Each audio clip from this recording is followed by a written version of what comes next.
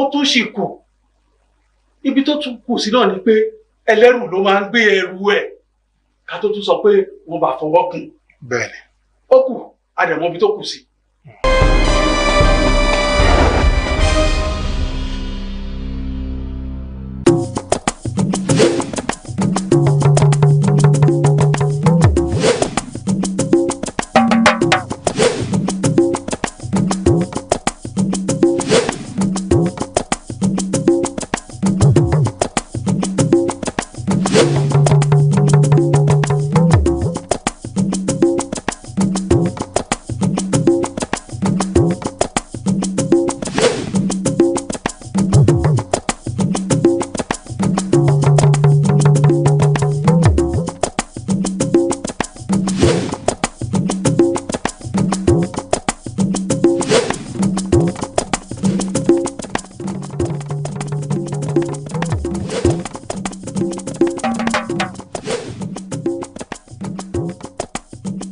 Mo tún kí wa káàbọ̀ sórí àkọ́tún ètò káńsù wa fún ti sáà yìí lórí ìkànnì tá a wà yìí ìyẹn ìkànnì TVWest Ọba Adéoyè lórúkọ tèmi.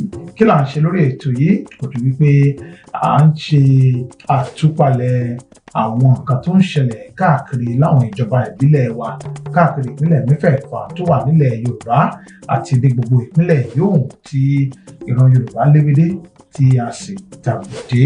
A máa ṣàgbéyẹ̀wò àwọn káńsù nítorí pé ìjọba ìbílẹ̀ gan ló súnmọ́ aráàlú jùlọ àwọn sì ni aráàlú kọ́kọ́ máa ń dé bá kí wọ́n tó dé bá àwọn ìpele ìjọba méjì tó kù ní ìjọba àpapọ̀ àti ìjọba ìpínlẹ̀.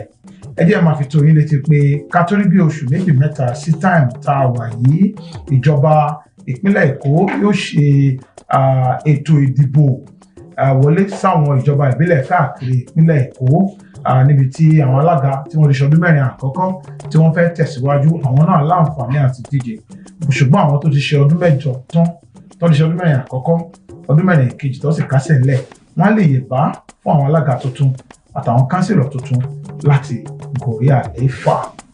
Lónìí ìlú Bàdágìrì náà la tún padà sí ìjọba ìbílẹ̀ Bàdágìrì níbi tí ọ̀kan gbòógì nínú àwọn adíje dupò alága níjọba ìbílẹ̀ náà ń bá wa lálejò lónìí. Ẹ bá mi kí káàbọ̀ sórí káńsù wa fún ti sáà yìí alàgbà ọ̀nàrẹ́bù Babátúndé Ńpẹ́. Ẹ káàbọ̀ sórí ètò. Ṣé mo lóòtú? Tó a rí i pé ẹ̀yin náà ti sọ wípé ẹ tó gbangba sùn lọ́yẹ́ ìdí rèé tẹ́ ẹ fi ní ẹ ti tó àkókò fún yín láti díje dupò gẹ́gẹ́ bí alága ìjọba ìbílẹ̀ Bàdágìrì. Kí ni àwọn àfojúsùn yín gan-an àbí kí ni nǹkan òwúrí tẹ́ ẹ rí tẹ́ ẹ fi sọ pé lóòótọ́ ẹ̀yin gan-an ni táìmù tá a wà yìí tọ́ sí ẹ̀yin gan-an ló kàn? Ṣé olóòtú kí gbogbo ọmọ Nàìjíríà pàápàá jùlọ àwọn èèyàn mi nílùú Bàdágìrì àti ní ìpínlẹ̀ Èkó lápapọ̀. Lẹ́ẹ̀kan sí orúkọ mi ní Babátúndé Ńpẹ́ ọ̀gbìn Bàdágìrì yìí.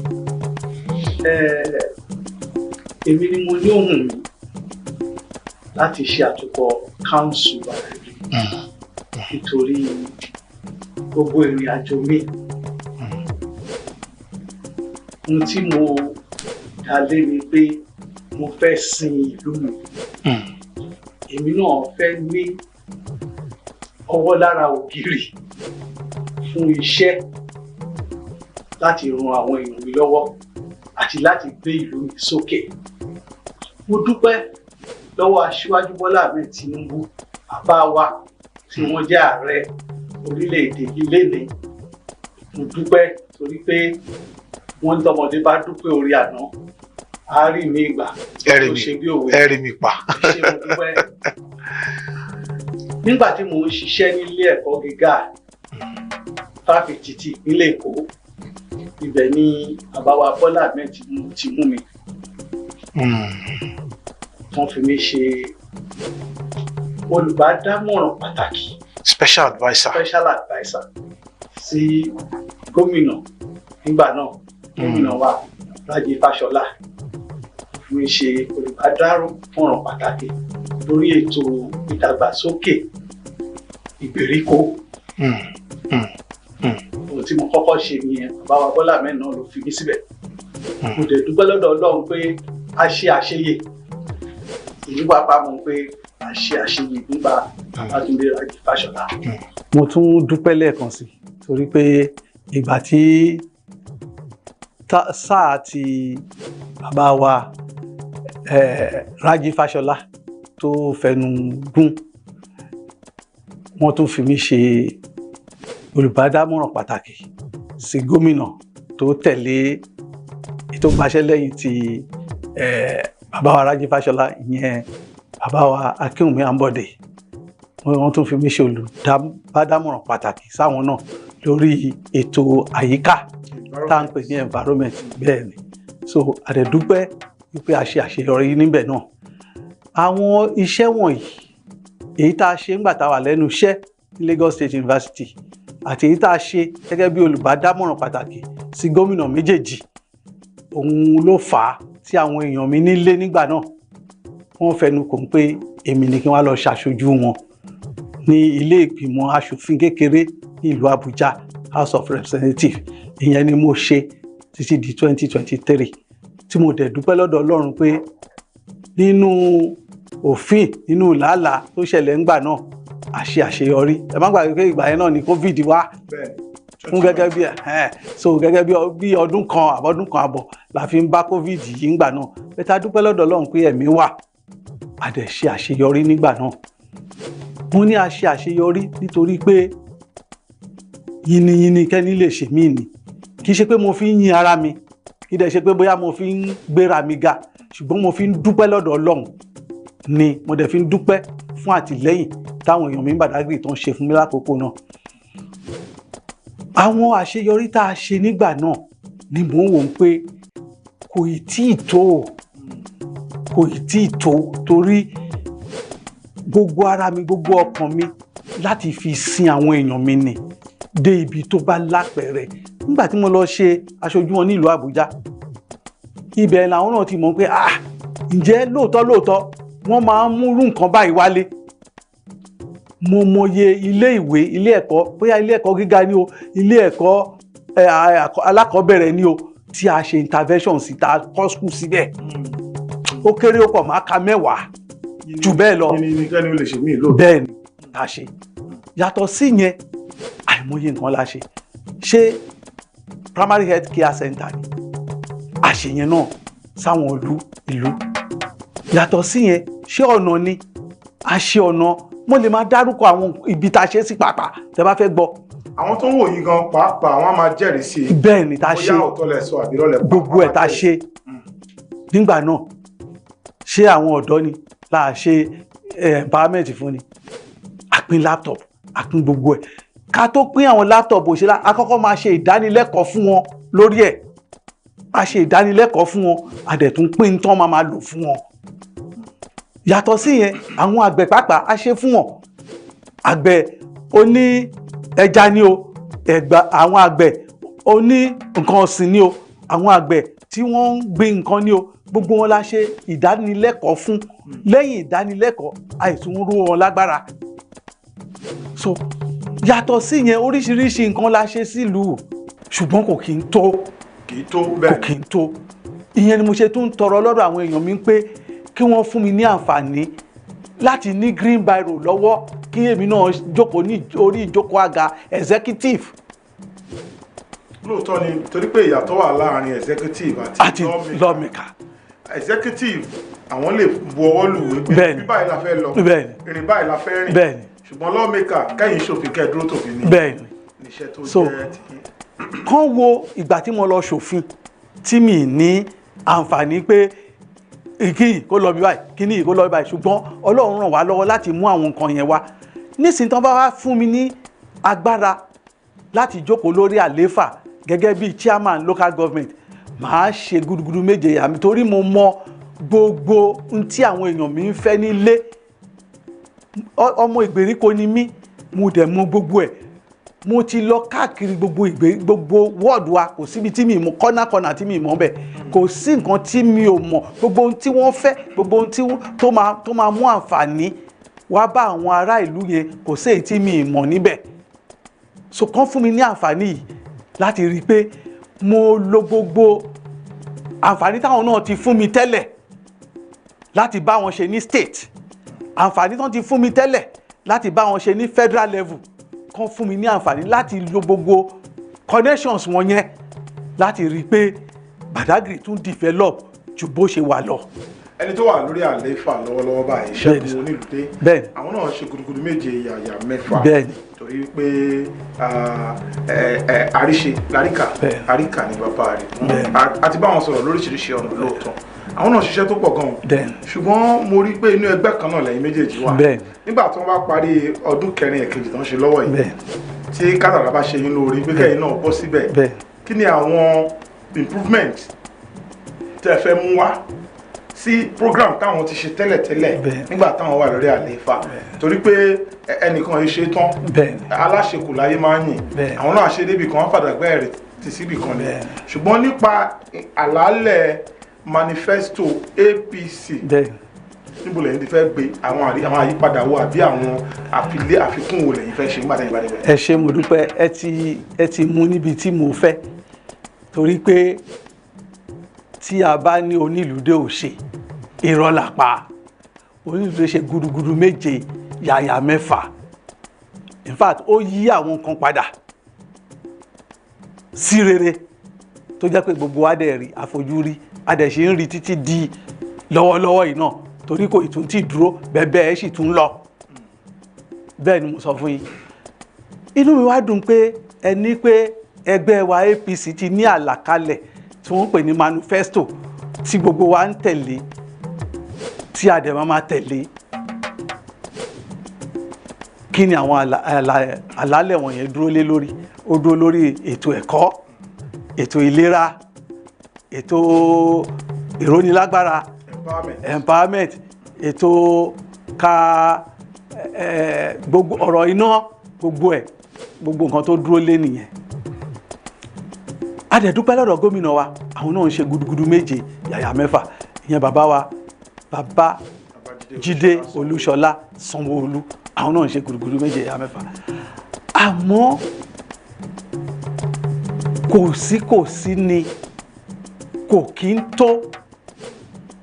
Àwa máa tún ṣe àwọn oríṣiríṣi àyípadà lóríṣiríṣi, kì í ṣe àyípadà o, àfikún, bóyá kí n sọ pé àfikún tó máa láàmìlaka ju àwọn nǹkan tó ti wà nílẹ̀ yìí lọ. Ẹ jẹ́ ká mú lẹ́yọ kọ̀ọ̀kan. Màá bẹ̀rẹ̀ sí mú. Ẹ jẹ́ ká mú lẹ́yọ kọ̀ọ̀kan. Ẹ jẹ́ á bẹ̀rẹ̀ látòrí ètò ẹ̀kọ́. Ètò ẹ̀kọ́ ó ṣe kókó gan. Ẹ ṣé, mo dúpẹ́. Àwọn èèyàn á mọ̀ pé àwọn èèyàn wa mọ̀ wípé ẹni tó ní ìfẹ́ ètò ẹ̀kọ́ ni mí fúnra mi. Mo sọ fún yín pé mo ṣiṣẹ́ ní Lagos State University. Yàtọ̀ sí yẹn, ìgbà tí mo ní àǹfààní láti wà ní ipò ìjọba láti mú nǹkan wá, ó ju iléèwé mẹ́wàá lọ tí mo facilitate kan kọ́ school sí. Primary school ni o, secondary school ni o, 3 classroom, 6 classroom, 12 classroom, 24 classroom ní àwọn schools kọ̀ọ̀kan tó ju school mẹ́wàá lọ. Yàtọ̀ sí yẹn, a tún ṣe ètò, kí n ṣe nǹkan tó tún jẹ́ ètò tó yìnbọn tó tún láàmìlaka fún yín. Àwọn ọmọ tó ń wá láti ẹ̀yìn ọ̀sà wá sí iléèwé ní àárín ìlú ń bí, mo ṣe ètò, wọ́n ra ọkọ̀ àti boat engine ní díẹ̀ tá à ń pè ní engine boat àti life jacket tó fi ń kó àwọn ọmọ yẹn lọ, tó ń kó wọn bọ̀ lójoojúmọ́. Eléyìí fi hàn pé mo ní ìfẹ́ sí ètò ẹ̀kọ́ tó pọ̀ jù. Yàtọ̀ sí yẹn, nígbà tí mo wà lọ́dún mẹ́rin tí mo lò House of Rep ni mo ń sọ yẹn, a ṣe ètò tá a pín uniform fún àwọn ọmọ tó kù díẹ̀ káàtó fún ní close to 50 schools, primary schools ní Badagry nígbà náà. Yàtọ̀ sí yẹn, a tún pín ìwé, size book, bag fáwọn ọmọléèwé. In fact, ìgbà tá a fẹ́ ṣe ètò ìdìbò tó kọjá tó gbé governor àti president wa wọlé, mo sì tún lọ sáwọn primary schools.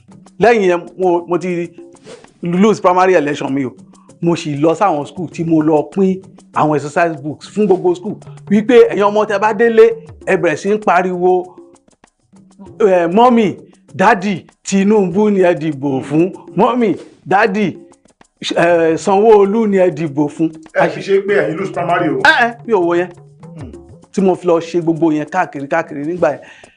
Ètò ẹ̀kọ́ jẹ́ nǹkan pàtàkì tó jẹ́ pé ó wà ní ọkàn mi láti ran àwọn ọmọ lọ́wọ́, láti encourage àwọn ọmọ àti láti rí i pé ibi tán ti máa kàwé ó jẹ́ ibi tó jẹ́ pé environment yẹn máa dára fún wọn. Torí tí environment bá dáa, tọmọ ó rí classroom tó jókòó tí kìí ṣe pé èèyàn 500 ló wà ní class kan, tó jẹ́ pé kìí ṣe pé tí gbogbo ẹ̀ ó rọrùn fún wọn, ẹ̀kọ́ tí àwọn olùkọ́ ń kọ́ wọn gan á máa wọ orí wọn.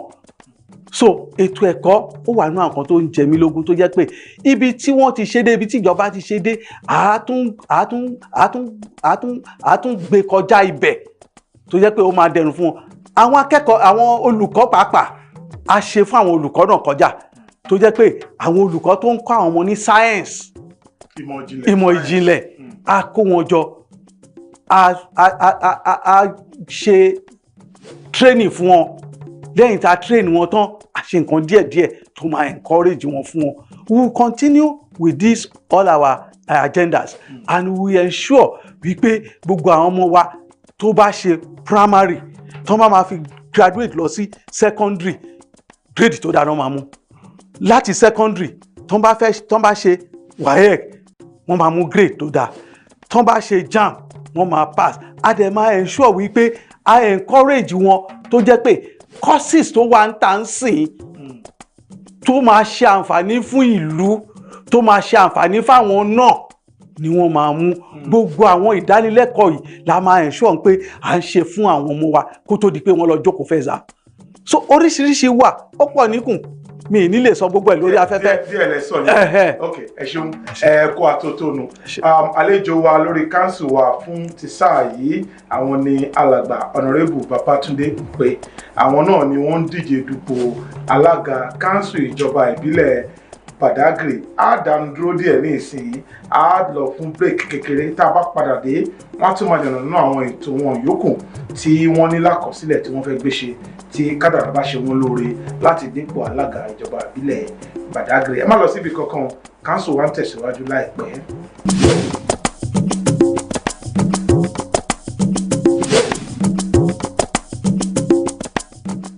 So ẹ káàbọ̀ sórí ètò council wa lórí ìkànnì TVWest, níbi tí a ti máa ń ṣe àtúpalẹ̀ àwọn nǹkan tó ń ṣẹlẹ̀ láwọn ìjọba ìbílẹ̀ wa káàkiri ìbílẹ̀ mẹ́fẹ̀ẹ̀fà tó wà nílẹ̀ Yorùbá. Lónìí àlejò wa adíje dupò sí ipò alága ìjọba ìbílẹ̀ Badagry, ìyẹn Honourable Babatunde Ope, àwọn ni àlejò wa. A sì ti ń sọ̀rọ̀ lóríṣiríṣi àwọn nǹkan tí wọ́n ní lákọsílẹ̀, tí wọ́n ní nípamọ́, tí wọ́n fẹ́ gbé ṣe tí wọ́n bá fi lè dé ipò alága. Ẹgbọ́n lẹ́ẹ̀kan wọ́n sọ̀rọ̀ nípa ètò ẹ̀kọ́. Ẹ jẹ́ ká kò ní àyè ibẹ̀ yẹn, ẹ jẹ́ ká lọ sí healthcare delivery, that is ètò ìlera ní ìjọba ìbílẹ̀. Àwọn ètò owó náà ní fún àwọn olùgbé àti ọmọ bíbí ìbílẹ̀ Badagry lórí ètò ìlera. Ẹ ṣé púpọ̀ olóòtú. Ètò pọ̀ ńlẹ̀ ta ní fún wọn, torí pé mi ò ní ṣàlàyé máa padà sẹ́yìn díẹ̀díẹ̀. Ní ọdún 4 tí mo ṣe ní House of Rep, àwọn ètò tá ṣe pọ̀,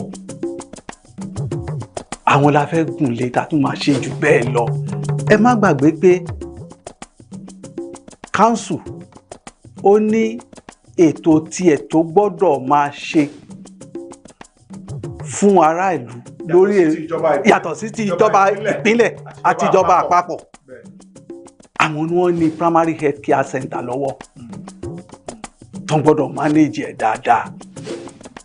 Nígbà tẹ́mi wà ní Abuja, primary health care center bíi 2-3 mo facilitate wálé pẹ̀lú full instrument tó yẹ kó wà nínú wọn. Mi ò tún dúró síbẹ̀, mo tún lọ sí general hospital, mo lọ donate equipment síbẹ̀. Mo ò tún dúró ń bẹ̀ ní àwọn primary health care center wa, mo tún donate oògùn tó worth over 20-something million naira síbẹ̀ nígbà tí mo wà ní aṣòfin nìyẹn o. Tí n bá wá dé council, gbogbo àwọn primary health care center tó wà ní under council lọ́wọ́lọ́wọ́ mo fi dá gbogbo àwọn èèyàn mi lójú pé wọ́n máa function properly. Àwọn ibi tí ò tí ní, àwọn ìgbèríko tí ò tí ní, Ọlọ́run á ràn wá lọ́wọ́ láti rí pé a ṣe sí gbogbo ibẹ̀. Tàdé máa rí wípé àwọn òṣìṣẹ́ wà níbẹ̀ tí wọ́n ń ṣe tó yẹ kán ṣe lásìkò tó yẹ kán ṣe. Yàtọ̀ sí yẹn, a máa ensure pé àṣepọ̀ ó wà láàárín primary health care center wa àti general hospital. Ṣé ti mọ̀ pé láti primary health care center ní tí wọ́n bá lè ṣe ó di general hospital. Táṣepọ̀ tó kún náà ò bá síbẹ̀ nígbà míì do àwọn yẹn náà ń ṣiṣẹ́ wọn o, but tí àṣepọ̀ tó kún náà tó bá wà láàárín wa ìgbàkígbà Ọlọ́run má jẹ́ àrí kò ṣe dáadáa wọn máa tábà kan lẹ̀kùn wọn máa dá wa lóhùn ni. Yàtọ̀ sí yẹn, a tún ensure pé a tún take a step further láti rí i pé àwọn teaching hospital wa Badagry local government handwriting wọn wà ń bẹ̀. ṣùgbọ́n ìyẹn ṣe iṣẹ́ Kò kì í ṣe iṣẹ́ ìjọba ìbílẹ̀ ṣùgbọ́n àṣepọ̀ gbọ́dọ̀ wà. Àbí kì í ṣe pé wọ́n ń gbéyàn láti ìgbèríko lọ sáwọn Ọlọ́run má jà rí láburú o, a gbàdúrà fún nǹkan burúkú kó ṣẹlẹ̀. Àmọ́ tí wọ́n bá gbé èèyàn láti primary health care center lọ sí general hospital tí kò bá sí àṣepọ̀ tó dánmọ́rán, nígbà máa wọ pé ẹ gbé síbẹ̀ ẹ kò sí bed kò sí igbá kò sáwo, ṣùgbọ́n táṣepọ̀ tó dánmọ́rán bá wà ń bẹ̀ kíákíá no máa dá lọ. The same thing teaching hospital. Àwọn yẹn ni mo sọ pé àwọn opportunity tá Ọlọ́run ti fún wa tá ti serve ní àwọn ibì kan, à á lo àwọn connections yẹn láti rí i pé a ṣe àwọn ètò yẹn bó ṣe tọ́ àti bó ṣe yẹ. kódà ní sáìdì ibẹ̀ yẹn nìyẹn kí a tún kò lórí ètò ìlera. Ẹ máa tún dún ètò ìlera àfikún wa o, torí ìgbà tí mo wà ní House of Rep náà mo ṣe ètò láti rí i pé àwọn tó ní ètò ní kùdìẹ̀kudiẹ ní ọ̀rọ̀ olójúdé a ṣe ètò fún àwọn èèyàn tó ju 500 lọ láti rí wípé wọ́n wojú wọn wọ́n dẹ̀ fún ọ ní jígí. A pè jígí yẹn nígbà ní jígí Bọ́lá torí ètò tí bàbá wa ti fi sílẹ̀ ní kò gbọ́dọ̀ kú. A ṣe ètò yẹn nígbà yẹn. Wọ́n ń pe kinní kan ní health insurance scheme. A ṣe ètò yẹn fún over 700 people nígbà yẹn. Nínú eléyìí ara nǹkan tí mo sọ pé líǹkì gbọ́dọ̀ wà láàárín wa àti general hospital àti gbogbo ẹ̀ aláti tún ṣe ètò torí mo rí pé ní ìpínlẹ̀ Èkó ètò health insurance scheme yẹn ó wà ní onípele sípele a máa ṣe ètò wọn yẹn pẹ̀lú wọn láti rí pé àwọn èèyàn wa wọ́n key into it. Local government dẹ̀ ní ipa tá a máa kó lórí ẹ̀ tó jẹ́ pé àwọn èèyàn wa wọ́n á gbádùn ẹ̀. Ó sì tún kù síkùn o bẹ̀tẹ̀ nítorí àsìkò. Ẹ má jẹ́ ká pẹ́ jù lórí torí àsìkò bẹ́ẹ̀. Ẹ ti gbọ́ nǹkan tí adíjedupò alága ìjọba ìbílẹ̀ Badagry ìbáyìí sọ, ẹ̀yin olùgbé àti ọmọ bíbí ìjọba ìbílẹ̀ Badagry ẹ máa mú gègé àti tákàdá yín kẹ máa kọ sílẹ̀ bí wọ́n ṣe ń kà lẹ́sẹẹsẹ torí pé tó bá padà déjọba tán ẹ lè rí nǹkan tẹ́ ẹ máa fi mú wọn dání pé alága báyìí lẹ sọ báyìí lẹ sọ that is called accountability. Ẹ jẹ́ ká tún tẹ̀síwájú lórí àwọn nǹkan tó yẹ kí alága ìjọba ìbílẹ̀ tó yẹ kó ṣe. Inú mi dùn pé ṣáájú nígbà tẹ́ ẹ sọ̀rọ̀ lẹ́ẹ̀kan ẹ ti ṣe iṣẹ́ gẹ́gẹ́ bí olùbádámọ̀ràn lórí ètò àyíká that's an adviser on the environment to Akinwumi Ambode, the former governor of Lagos State. So Badagry local government pàápàá ó jẹ́ local government tó wà peculiar torí pé etíkun ní Badagry wà. Fún díẹ̀ yìí wọ́n máa ní àwọn àdójúkọ kan tàbí méjì àbí bẹ́ẹ̀ lọ nípa environment. Àwọn owó lẹ́yìn ti ṣe àkíyèsí ẹ̀ àti ètò owó lẹ́ni láti fún àwọn problem and solution. Ẹ ṣé púpọ̀ mo dúpẹ́ lọ́dọ̀ yín fún ìbéèrè tẹ́ béèrè yẹn. Inú ẹ̀jẹ̀ ló máa ń wà. Àwọn nǹkan mi wà tó jẹ́ pé inú ẹ̀jẹ̀ ló máa ń wà bí ṣe wà yìí. Mo ti kúrò ní Minister of Environment nísìn ó ti ju ọdún 5 lọ. A ti ju ọdún 5 lọ díẹ̀. Tí n bá ń kọjá ní títì tí n bá ṣe báyìí tí n rí ilẹ̀ níbì kan àyà mi máa ń já gbìm. Kí lélẹ̀ torí ìgbà tá a wà ń bẹ̀ ò lè rí ilẹ̀ kí àyà ẹ má jà torí nǹkan tó máa kọ́kọ́ rò ni pé gọ́vnà lè ti kọjá ń bì í so n tó máa ṣe kíákíá ni bó ṣe máa kúrò bẹ́ẹ̀ ó sì wà lára mi títí dìsìn. ní sáà díẹ̀ sẹ́yìn sìn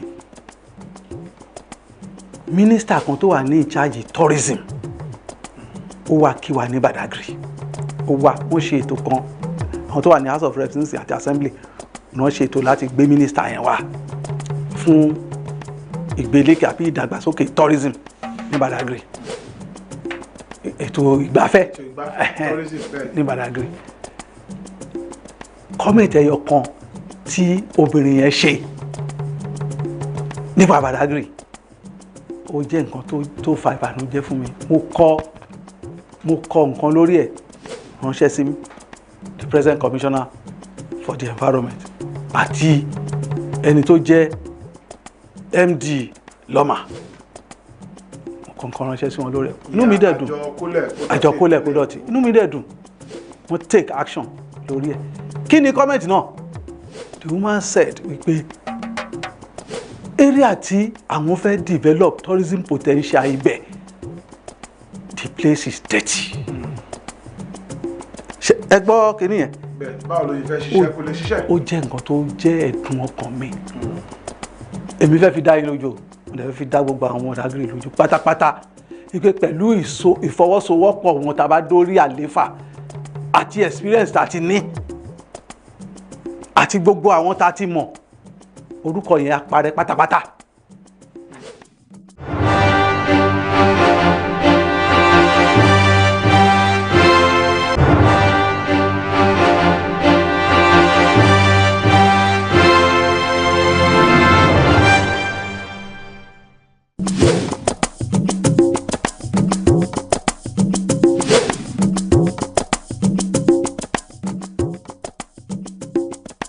lónìí alàgbà Babátúndé Òǹpẹ ní àlejò wa àwọn sì ni wọ́n jẹ́ gẹ́gẹ́ bí adíje dupò alága níjọba ìbílẹ̀ Badagry, that's chairmanship aspirant for Badagry local government ní ìpínlẹ̀ Èkó. Oríṣiríṣi nǹkan láti mẹ́nubà láti àárọ̀ ṣùgbọ́n a tún tẹ̀síwájú lórí àwọn ètò wọn tí wọ́n ní fún aráàlú. Alàgbà Òǹpẹ, tí a bá wò á rí pé àṣà àti ìṣe àti ìgbafẹ́ ó jẹ́ nǹkan tí àwọn ará Badagry fẹ́ràn dáadáa, tó fẹ́ràn púpọ̀ jù. Mo mọ Zàǹgbétọ́, kò síbi tí Zàǹgbétọ́ ti jó táwọn èèyàn wá láti wá wò wọ́n. Tí wọ́n bá ń kọrin Badagry, orin tó dùn ni.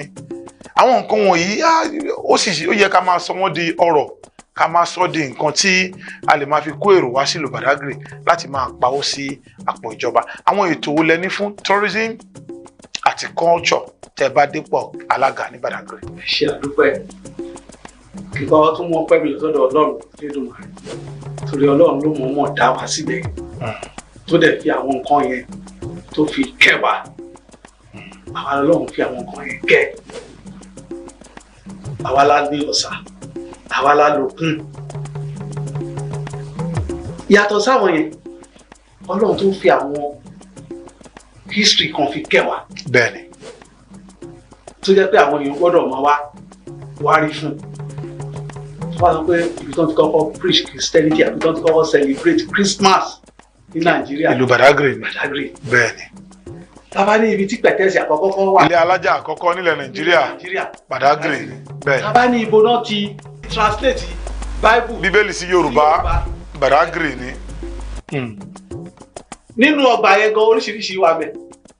Omi kan wà bẹ̀ tó jẹ́ kọ̀ǹga kan wà bẹ̀. bẹ́ẹ̀ni. Ọlọ́run fi ta Badagry nínú kẹ́. Káwá sọ ọ̀rọ̀ pé wọ́n ṣe òwò ẹrú. Èyí náà tún wà bẹ̀. To the extent pé ibi kan wà láti the point of no return. Bẹ́ẹ̀ni. Gbogbo nǹkan ìlú pa bẹ́ẹ̀. Adúpẹ́ lọ́dọ̀ àwọn gómìnà wọ́n ti try fún wa. Àmọ́ mo sọ fáwọn èèyàn mi wípé ó tún ṣì kù. Ibi tó tún kù sí náà ni pé ẹlẹ́rù ló máa ń gbé ẹrù ẹ̀ ká tó tún sọ pé wọ́n bá fọwọ́ kún. Bẹ́ẹ̀ni. Ó kù àdẹ̀mọ́ ibi tó kù sí. Onílé èèyàn náà gbogbo ẹ̀ lórí afẹ́fẹ́ àwọn èmi ò gbókù. Ìbáwọn èèyàn ti lọ sí múránsì. Bẹ́ẹ̀. Kí ló lọ ṣe bẹ̀? Wọ́n lọ gbàdúrà yìí. Bẹ́ẹ̀. àwọn èèyàn lọ Jerusalem náà kí náà lọ ṣe bẹ̀. wọn lọ ń gbàdúrà ni tourism tẹ̀sán pẹ̀lú. tourism náà tún pẹ̀lú. bẹ́ẹ̀ ni.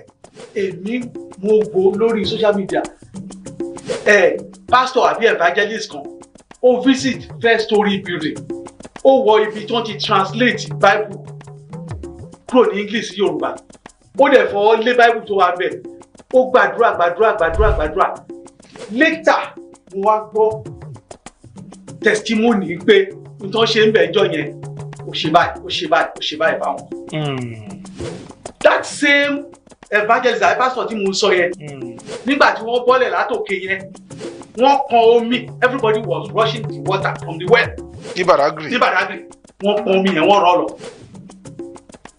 Later mo gbọ́ gbogbo nǹkan tó ń fi omi yẹn ṣe tọ́lọ́run dẹ̀ gbà. torí gbogbo kìíní yìí náà publicize ètò. bẹ́ẹ̀ni. ètò tó lórí ẹ̀ excuse me màá tún sọ kan fún yín mo sọ fún yín pé ìjọba ìpínlẹ̀ Èkó ti try fún wa tó pọ̀. sáìtì Agiatri ibi tí wọ́n ti kọ́kọ́ celebrate Christmas ní Nàìjíríà bẹ́ẹ̀ni. Lagos State government bá wa tún ṣe kí là ń ṣe sí láti rí pé àpótí tó produce slave market ní Bẹ̀rẹ̀kẹ̀tẹ̀ Lagos State government bá wa tún ṣe lẹ́yìn what are we doing to ensure pé àwọn èèyàn ń wà láti wá wà àti pé àwọn nǹkan míì wà tó jẹ́ pé ó yẹ ká lè ṣe nípa àwọn nǹkan tí mò ń sọ yẹn tó jẹ́ pé number one Lagos State government fúnra ẹ̀ agbádùn ẹ̀ lórí ètò tourism ni mò ń sọ yìí o lórí ètò àwọn tó wà ní diaspora tó jẹ́ pé wọ́n lè wá patronize wa àti ẹ̀ máa ń ṣe àwọn ètò kan lọ́dọọdún a máa hámú ẹ má jẹ́ kí n ti sọ fún yín. ẹ má ṣiṣẹ́ lójú eégún tán. mo máa sọ fún yín pé in the area of tourism and culture. ètò ń bẹ ńlẹ̀. sure we should be rest assured. èmi nìkan kọ́ ni mo fẹ́ ṣe. àwọn ọmọ wa tó jẹ́ ògúnná gbogbo ní orí iṣẹ́ tourism. expert àwọn tó jẹ́ expert. the expert they are within. I will still bring more from outside. We are going to collaborate. àwa náà ní fi yín lọ́rùn sílẹ̀ gbogbo èyí tẹ́ ń sọ yìí náà la máa mú yín lọ́wọ́ báyìí láti rí dájú wípé ẹ ṣe lóòótọ́ àti lódodo. ẹ jẹ́ ká kásẹ̀ ètò yìí ńlẹ̀ báyìí. àwọn àgbẹ̀ Badagry Agrarian Society ni kí ni ètò tẹ́ ní fún wọn ní pàtó. ètò pọ̀lẹ̀. àgbẹ̀ apẹja nǹkan bẹ́ẹ̀ yẹn pọ̀ Badagry. ètò pọ̀lẹ̀ àgbẹ̀ ni bàbá tèmi náà kan tó. àgbẹ̀ tí wọ́n nígbà yẹn ọkọ́ náà fi ń ṣe náà fi ń ro ó pọ́lẹ̀ rẹpẹtẹ àwọn ayé ti dáadé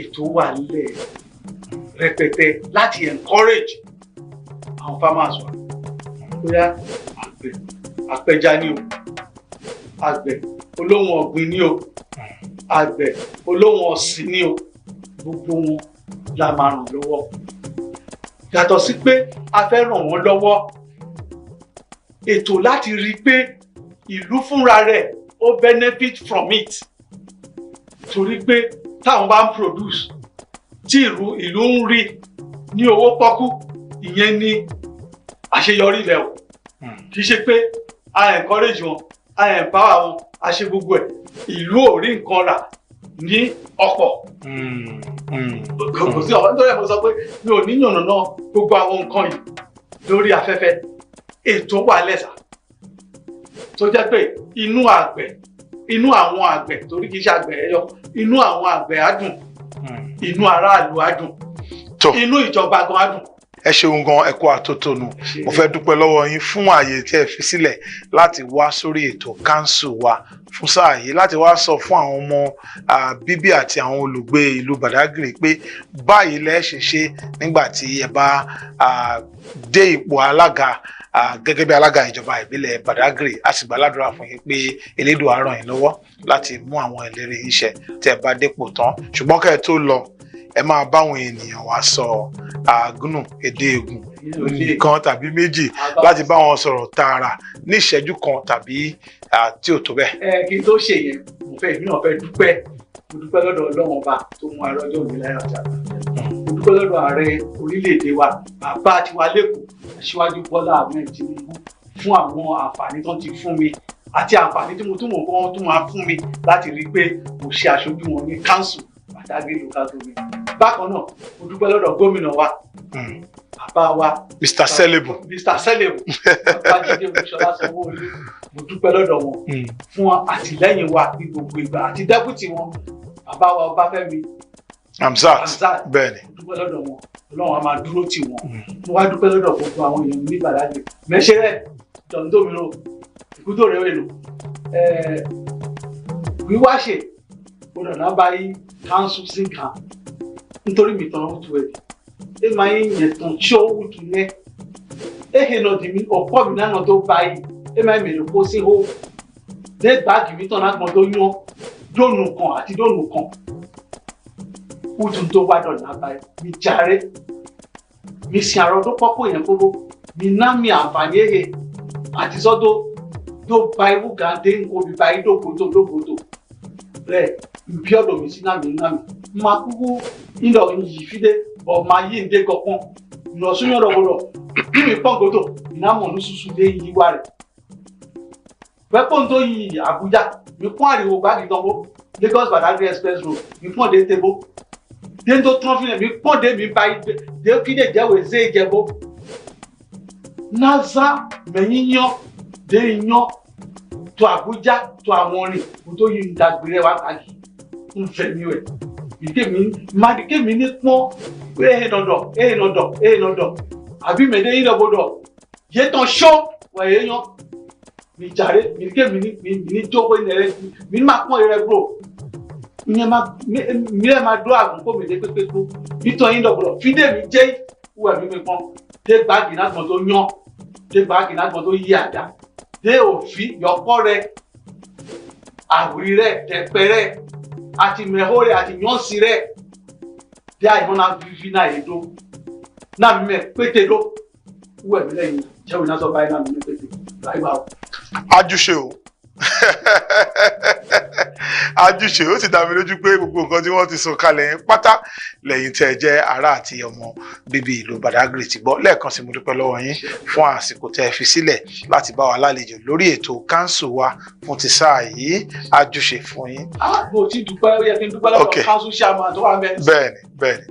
mo dúpẹ́ púpọ̀ lọ́dọ̀ council chairman wa torí pé yìnyín kẹ́ni lè ṣe mí ni mo dúpẹ́ lọ́dọ̀ bàbá wa Olúṣẹ́gun tẹ́lẹ̀ onílùdé council chairman wa Olúṣẹ́gun Adéníran onílùdé mo dúpẹ́ púpọ̀ lọ́dọ̀ ibi tó ń gbé council wa dé lọ́wọ́lọ́wọ́ báyìí gbogbo wa la mọ̀ pé ẹ ṣe gudugudu méje yàrá mẹ́fà àfi àwọn ọlọ́tẹ̀ tí wọn ò ní sọ òótọ́ gbogbo wa la rí ó dẹ̀ dá wa lójú pé èyí tẹ́ ẹ ṣe sílẹ̀ kò ní bàjẹ́ lágbára Ọlọ́run èyí tẹ́ ẹ ṣe sílẹ̀ kò ní bàjẹ́ tẹ́ bá kúrò lórí ipò yẹn ipò ńlá míì Ọlọ́run ti máa pèsè ẹ̀ fún yín torí pé a rí pé ẹ nífẹ̀ẹ́ Badagry gbàtẹ́ wà ní secretary NGA ẹ ṣe gudugudu méje yàrá mẹ́fà ìgbàlẹ̀ tó ń ṣe council chairman ẹ ṣe gudugudu méje yàrá mẹ́fà ibi tẹ́ tún máa lọ lẹ́yìn ilé Ọlọ́run á dúró tì í ẹ tún ṣe ètò máa lápẹ̀rẹ̀ jù yẹn lọ ẹ ṣe dúpẹ́.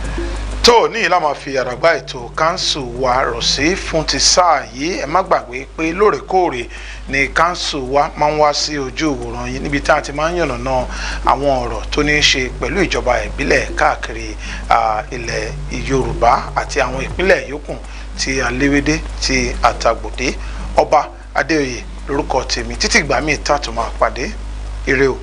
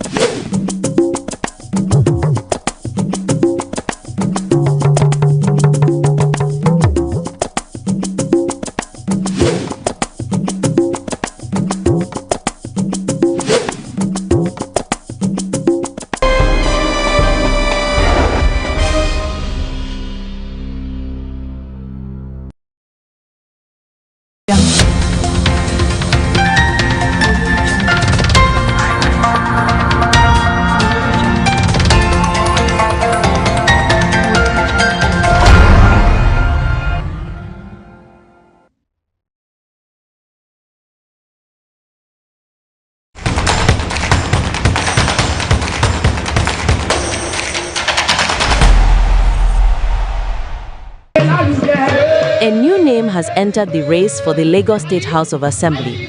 Honorable Moruf Ali Balogun has officially declared his intention to represent Shomolu Constituency 2, formally launching what he calls a mission rooted in service, accountability, and inclusive governance. In his declaration, Ali Balogun outlined a clear agenda for the constituency. Yes, I'm making my declaration today because my people are backing me. I've made my consultation, reach out to people that I'm supposed to reach out to, and they are with me, and they are giving me the backing that I should go ahead 100%, that they are going to stand with me anytime, any day. And that is why I'm doing my open declaration today to contest for that office. He is promising to deepen grassroots engagement, listening to residents, consulting widely, and co-creating solutions with the people he hopes to represent. Part of what I promise that I intend to do for them is to provide health insurance for them, to empower our widows, to support them, our market women. For the students, we will support them with free tutorial, support their education with the books and everything that they need, change the desk and whatever it is that they need. Then our youth as well, we will turn unemployment to empowerment through digital skills, vocational training, and so on and so forth. So we have this experience, and that's the reason why we are telling our leaders that they should give us the youth the opportunity to come out and contest, and they should support us. We can't continue the way it is. And I said it earlier on also, that for someone that is above 65, why is he contesting for the office of a House of Assembly? Let the youth run this office. Let the youth run it. And in the government also, once you are 60 years, you are supposed to retire, even as a civil servant. It's either you are 60 years or you spent 35 years in service. So why are we still having someone that is above 65 years running for a position when we youth that we are under 40, we are there? So what are they telling us? And they are telling us that they want to back that candidate for what? Is it that we are daft? Is it that we don't know what we are doing? We have the technology, we have the understanding, we have the knowledge. We went to school and we understand what we are doing. On development, his priorities include youth empowerment, job creation, better healthcare, quality education, infrastructure renewal, and support for small businesses. Ali Balogun says his bid is more than politics. He is now calling on community leaders, stakeholders, and residents across Shomolu Constituency 2 to back his campaign. So mobilizing is never been an issue to us. We know how we do it. When the primary come, when we get to the bridge, we know how to cross it. The 2027 legislative elections are still months away, but in Shomolu, the race has already begun.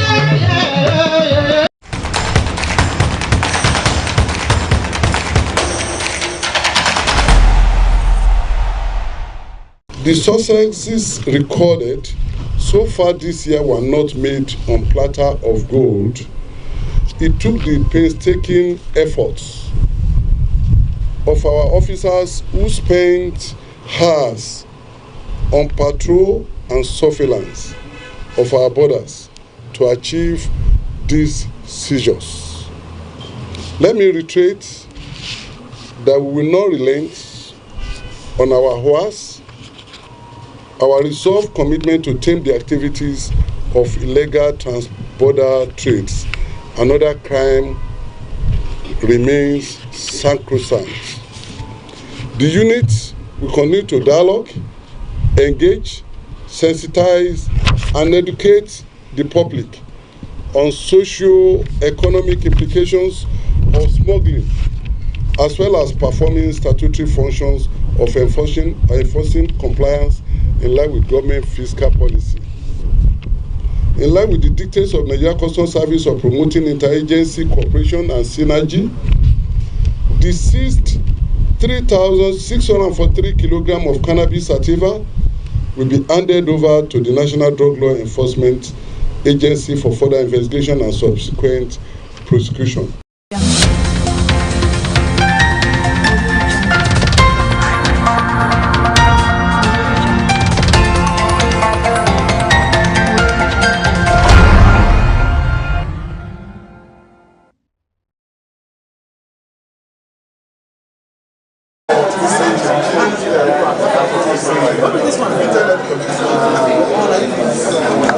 Why are you doing it today?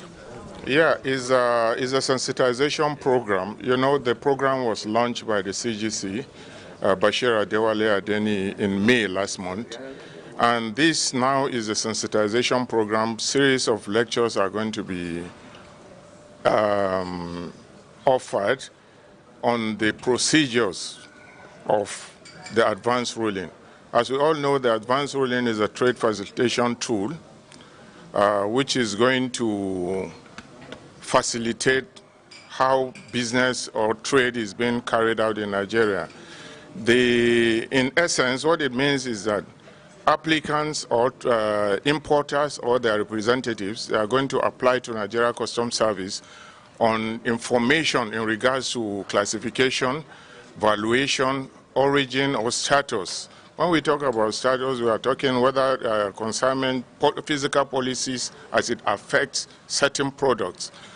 Whether these products are covered by end user or not, or they are under restriction, like as you are aware, the items like fish, before you import fish into Nigeria, there are certain things you need to do.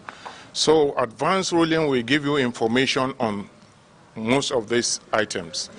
So when you get it, according to our laws, section 24 is going to be binding on both the applicant or the declarant as well as Nigeria Customs Service. So whatever information is given, the moment the importation is done, all items, as long as they are followed anyway, is going to be binding on both the importer and Nigeria Customs Service. All right, if I may ask, sir, I know that since the CGC came on board, he's been initiating so many innovative tools to facilitate trade. Now, what makes this one different from the others? I know some time ago we did something like the time release study. There was other one that has to do with AEO. Yes, AEO and all of that. So, sir, can you tell us why this is different from others and what this would do more, to advance trade? As you are all aware, the CGC is somebody that is very passionate about the Nigerian economy. We all know. From the beginning, when 1 year ago, what he did when he came on board was to engage stakeholders. That's part of the process of trade facilitation as well. There was a robust stakeholder engagement. Thereafter, just like you said in your question, there was a time release study which checks the time. It's part of the trade facilitation tool as well. There's the AEO, which is still the same, a part of the trade facilitation tool. Then the advanced ruling. We notice before now a lot of time is being wasted on arguments on classification, argument on values, argument of where origin of goods and all that. But at this point, why this is going to be different is information, specific classification guideline is going to be given on every item that is required by the declarant.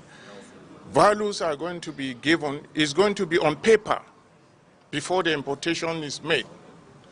So eventually if the importation is made, you are going to go according to what has been agreed on. You pass your declaration. Nobody is going to question it. You understand? So these items are going to come in exactly as stated on the certificate to be issued. So it's going to simplify everything. It's going to harmonize and make standard very clear. All right, talking about making standard very clear, I have to ask this question. I know that in recent times we've been having so many seizures, particularly with regards to cargoes or items that are threatening to, societal security. Will these things, advanced ruling also tackle such problems, with regards to people bringing in such items, people being able to track them or pick them out before they get to the country, and among other things. And will it also impact revenue generation for the Nigeria Customs Service? Definitely, when we talk about facilitation, we are talking about revenue as well. The faster you move your cargo, the more revenue, the more cargoes come in, the more there will be space in our ports, the more cargoes will come in, and the more revenue for Nigeria Customs Service, the more revenue for Nigeria. So when advanced ruling, when it's done, on products, you know exactly where these products are coming from, you know the values, you know the classification, then the bottom line still remains physical examination. When comprehensive physical examinations are done, illicit items that are not supposed to come in, definitely they are going to be tracked. Sir. And they are going to get them. So at this point, I think whoever engages in anything illicit is going to find it very difficult, because the documentations are going to be there. The bill laden, the manifest, everything will be very clearly stated. And anybody that comes forward to engage in the advanced ruling tool, if anything is done otherwise, Nigeria Customs Service has the right to withdraw such ruling on any item. Sir, has there been any major infraction that necessitated this flag off of this program at this time? Any major infractions? No, you know, these are in line with international best practices. It's all over the world. When you talk, these are tools introduced by WCO, WTO to ensure that there is standard. There is standard in international trade. It cut across countries, it cut across borders. So it's not only peculiar to Nigeria. So many countries are adopting these procedures. They are tools rolled out for all countries to go in order to embark on, in order to standardize international trade, in order to simplify international trade. So anywhere you go around the world, you see all these tools being rolled out. It's not peculiar only to Nigeria. Thank you, sir. You're welcome. Thank you.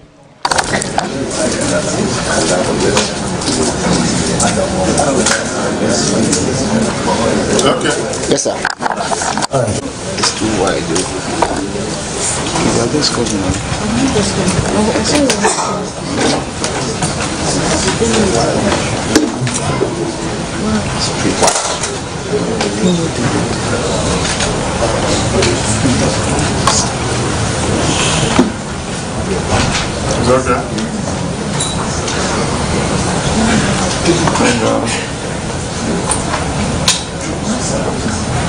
Are we done? Yes, sir. That's when we're done. Let us know. Okay, sir. All right. We're done, sir. The only thing left before the anthem is to keep memory. Thank you so much for being early, and also thank you for staying up. And I hope you know that. Thank you very much, sir. The representative till now, that's the joy of being in the public relations unit. So the officers prepared, and I was waiting until I was informed that this is the venue, so forgive me, sir. Let me start by thanking the Controller General of Customs for graciously approving that this course should take place. Nigerian Customs Service is at the precipice.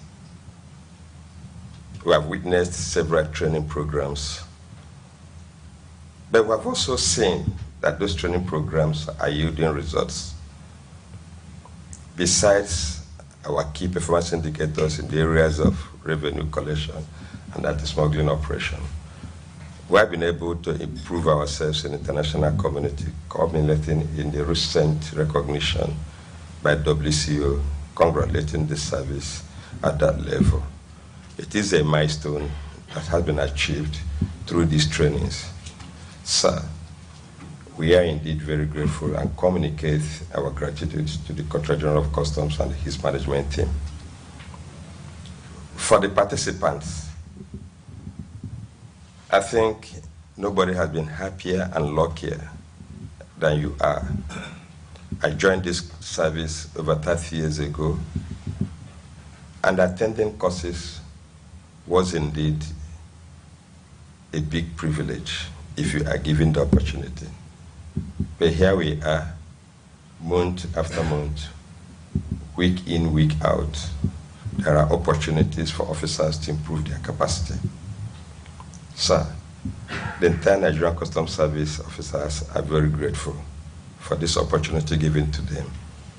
However, as it said, to whom much is given, much is expected.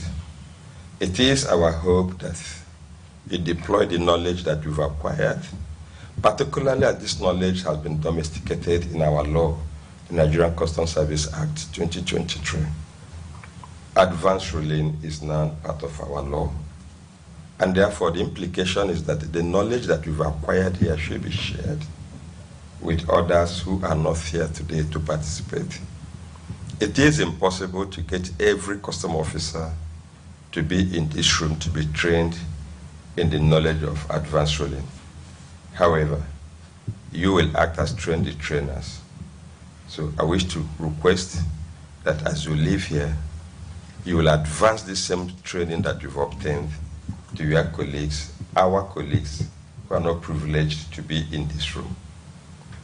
May I also request that this same training that you've acquired should be shared with our esteemed stakeholders, who are the bedrock of our success. They are the ones that relate with us every day and therefore have the capacity to assess our performance. The ACG, sir, it is on this note that I want to thank you for your leadership in the zone and for being the champion of our reforms in Zone A. Thank you very much and God bless you, sir. My walking in here late. The vote of thanks. Thank you, sir. Customs Training College, Ikeja. Deputy about very able and super efficient of times is a man who also knows that anything unavoidably absent and is doing his best to beat the time. Okay, the NCS. That has also been greatly acknowledged. Once again, the ACG, thank you very much. No, you're not on the side of the whole officers. All right, that's on a lighter note. And on a serious note, why not speaking your mind? Okay, and you know, when you get to the management group, because I want the ACG to hear this. ACG, you good. And I want to implore the ACG, the Controller General of Customs, Bashir Adewale Adeni, MFR. I wish to welcome all of you to this sensitization program. Advanced ruling, as we all know, is a trade facilitation tool which was launched by the Controller General of Customs, Bashir Adewale Adeni, on the 2nd of May, 2024. Is a very key tool of WCO and WTO. Advanced ruling is a procedure introduced to facilitate trade. And you are all here to ensure that you learn everything pertaining to it, so that when you go back, when the program is fully operational, we are going to make sure that Nigeria Customs Service showcase our role in the Nigerian economy. Now, judging from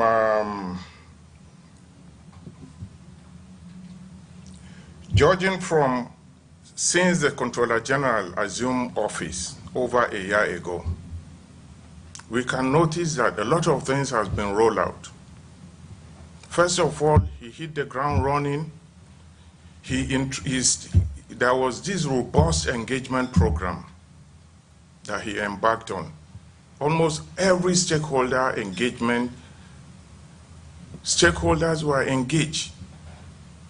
It's a very vital tool as well in the process of running modern day customs. Stakeholder engagement. Thereafter, he rolled out the time release study. After the time release study, we had the AEO program. We now have the advanced ruling. All these programs are introduced to ensure that we perform our duty effectively. And these programs are all tools of trade facilitation.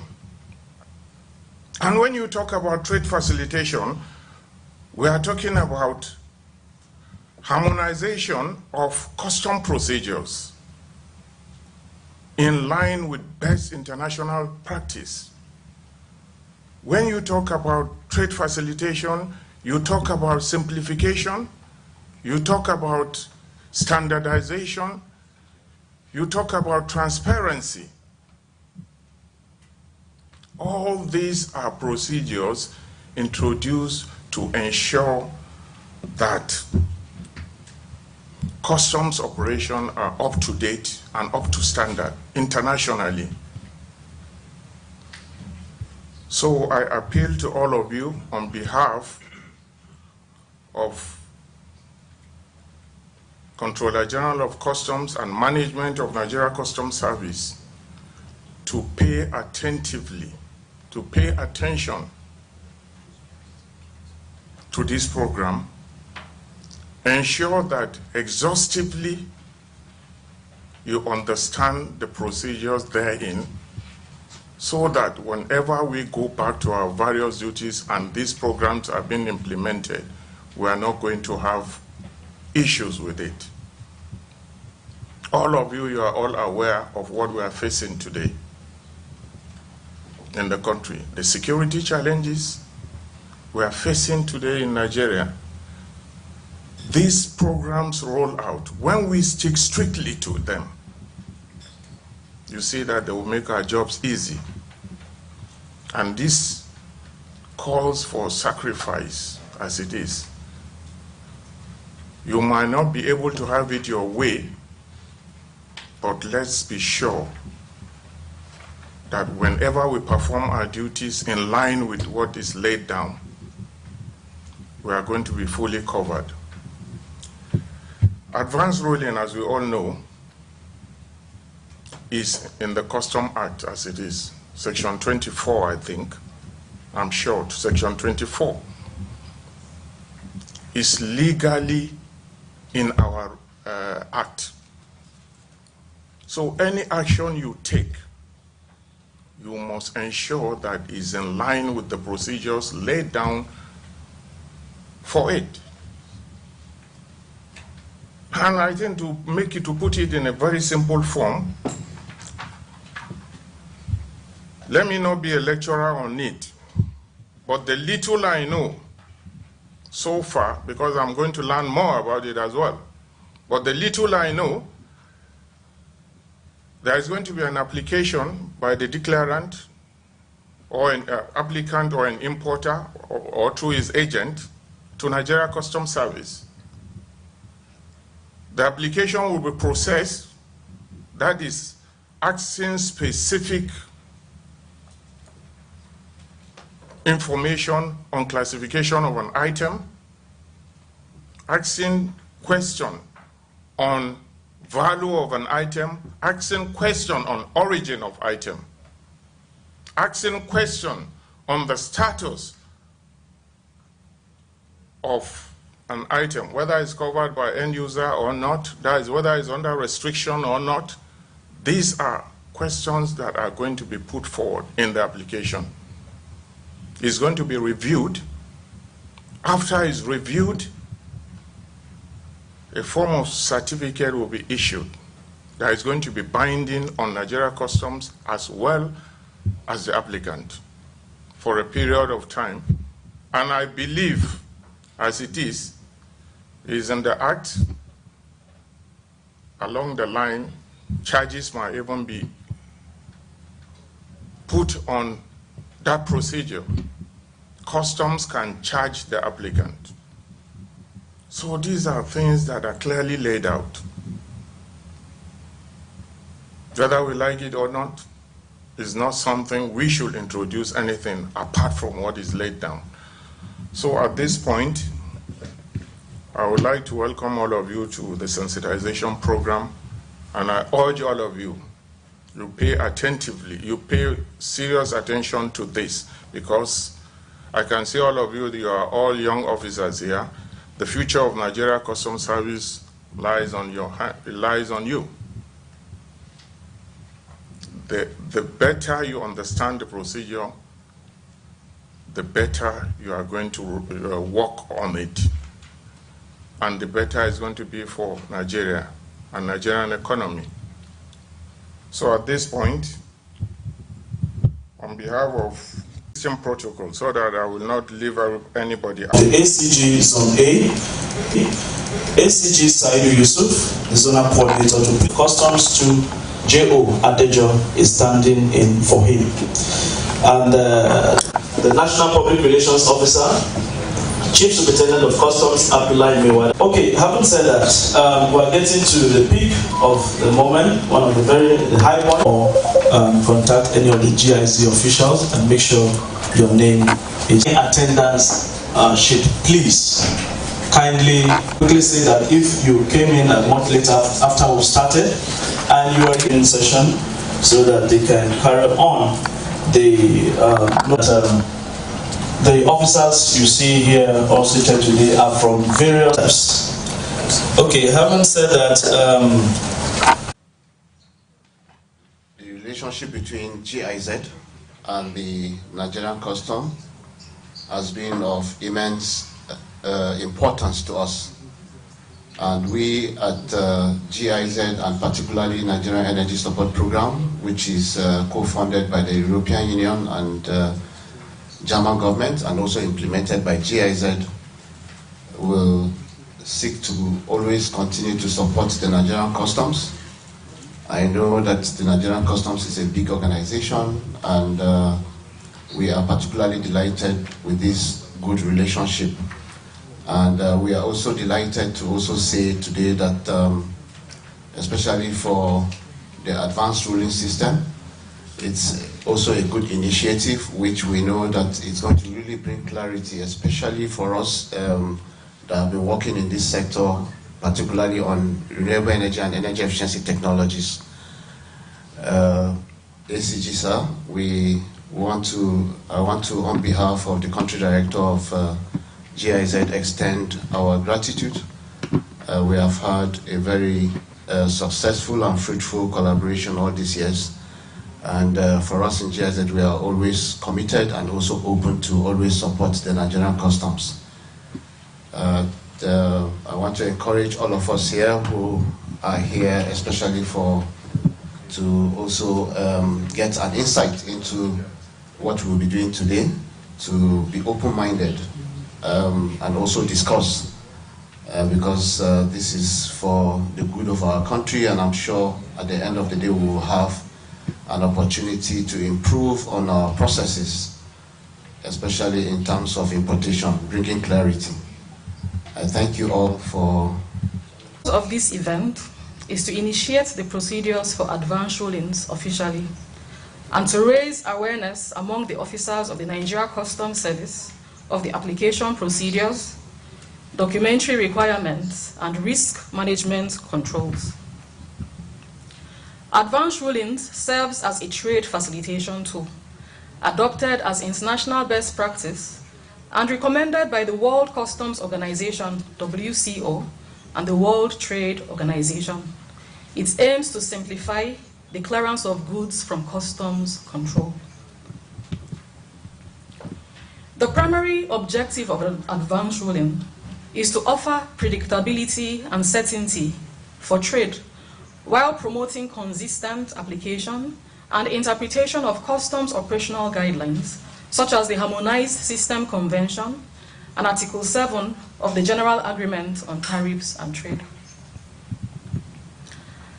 As we proceed with today's agenda, we will outline the processes for applying for advanced rulings, discuss the legal framework, examine the types of advanced rulings, and elaborate on the issuance and verification methods, as well as the responsibilities of the documentary check officers and chief examiners. Following this, we will open the floor for questions and general discussions on the topic. Thank you.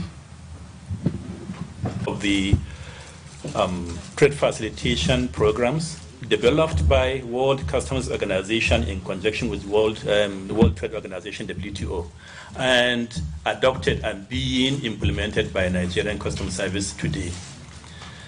The program was launched before, a bit last month or so in Abuja. So a lot of programs and what was conducted. So we are here today specifically to kickstart the program. We decided to come to Lagos in particular because Lagos is the hub of activities as far as customs is concerned. So whatever program you are introducing, it is imperative for you to start from Lagos. But even in Lagos, we need to first and foremost sensitize the officers who are the implementers. So your being here today is strategic and very important because you are the drivers of this program.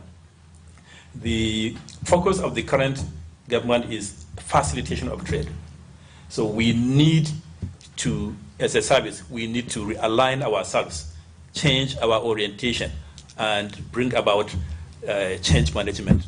So your being here is a privilege because you are going to be the drivers of this new program, and what you do will make or mar the program. But our focus is to make the program succeed.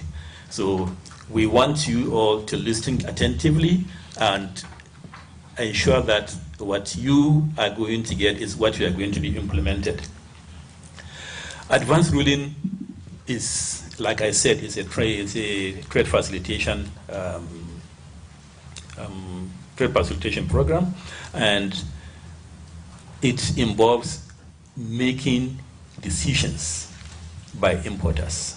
It allows the importers to plan ahead, to know what and what they can do to ensure that they have seamless and facilitated trade. Trade facilitation is divided, advanced ruling is divided under rules of origin, classification, and tariff heading and evaluation. So what you need to know is what we are doing today is backed by law. It is binding on the service. If a trader applied for a tariff opinion and it is granted, that tariff, that granting make it imperative on the service to obey. So please, you should understand that what we are introducing today is different from what has been obtained before. Before you have, for example, tariff opinion. Opinion is an opinion and can be challenged or can be, but any opinion given under the advanced ruling is binding on the service, and nobody has the power to challenge it until it expires or it is cancelled. So as long as an opinion on either valuation or rules of origin or tariff classification is granted by the headquarters, then you are bound to accept it and ensure that it is carried out to the letter until the opinion lapses or it is cancelled. Let us have reorientation. Let us have refocus. Let us make sure that we embrace the change management that is being brought about through advanced ruling and other trade facilitation activities. We have other things coming up like AEO, which is a new concept as well. So when the right time comes, we'll come back together and sensitize you on how it's going about. I don't want to take much of your time. I will now hand over. If you want to clap, please do it very well. And the password I have is to moderate. But Controller Elisiako I wish to seek your kind permission to call on the Controller Trade Facility of Activities of Nigerian Customs Service. Sensitization program. With the sensitization train taking off, ruling system, basically, mainly and strictly distinguished ladies and gentlemen, public relations officers here present, head, NESP, deputy head, just transition and inclusion, and also the head, customs area controllers, Assistant Comptroller General of Customs, Saidu Yusuf, PSC Daga, ably represented.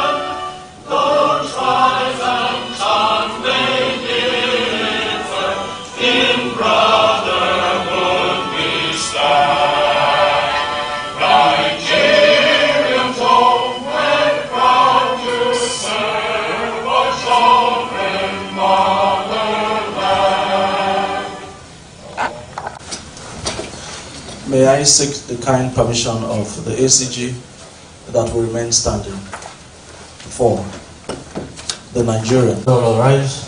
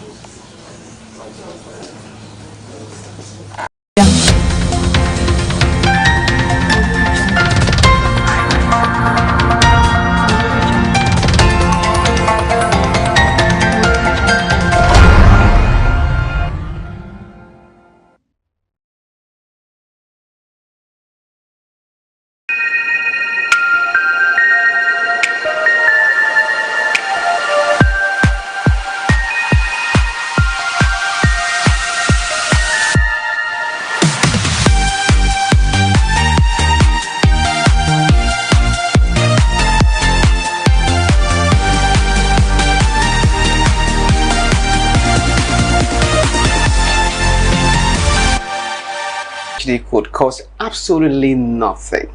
I mean, zero. Well, on that note, I welcome you to Opportunity Radio TV on TVWest. My name is Daniel Owoyemi. I'm mighty glad to be here. On this episode, we're unpacking how ordinary Nigerians are taking advantage of opportunities out there. Opportunity Radio TV will connect you to life-changing opportunities. But before I really get into details and unveil who my guest is, so we can get into the depth of this, let's go for this breather. We're back after this time out. Stay with us.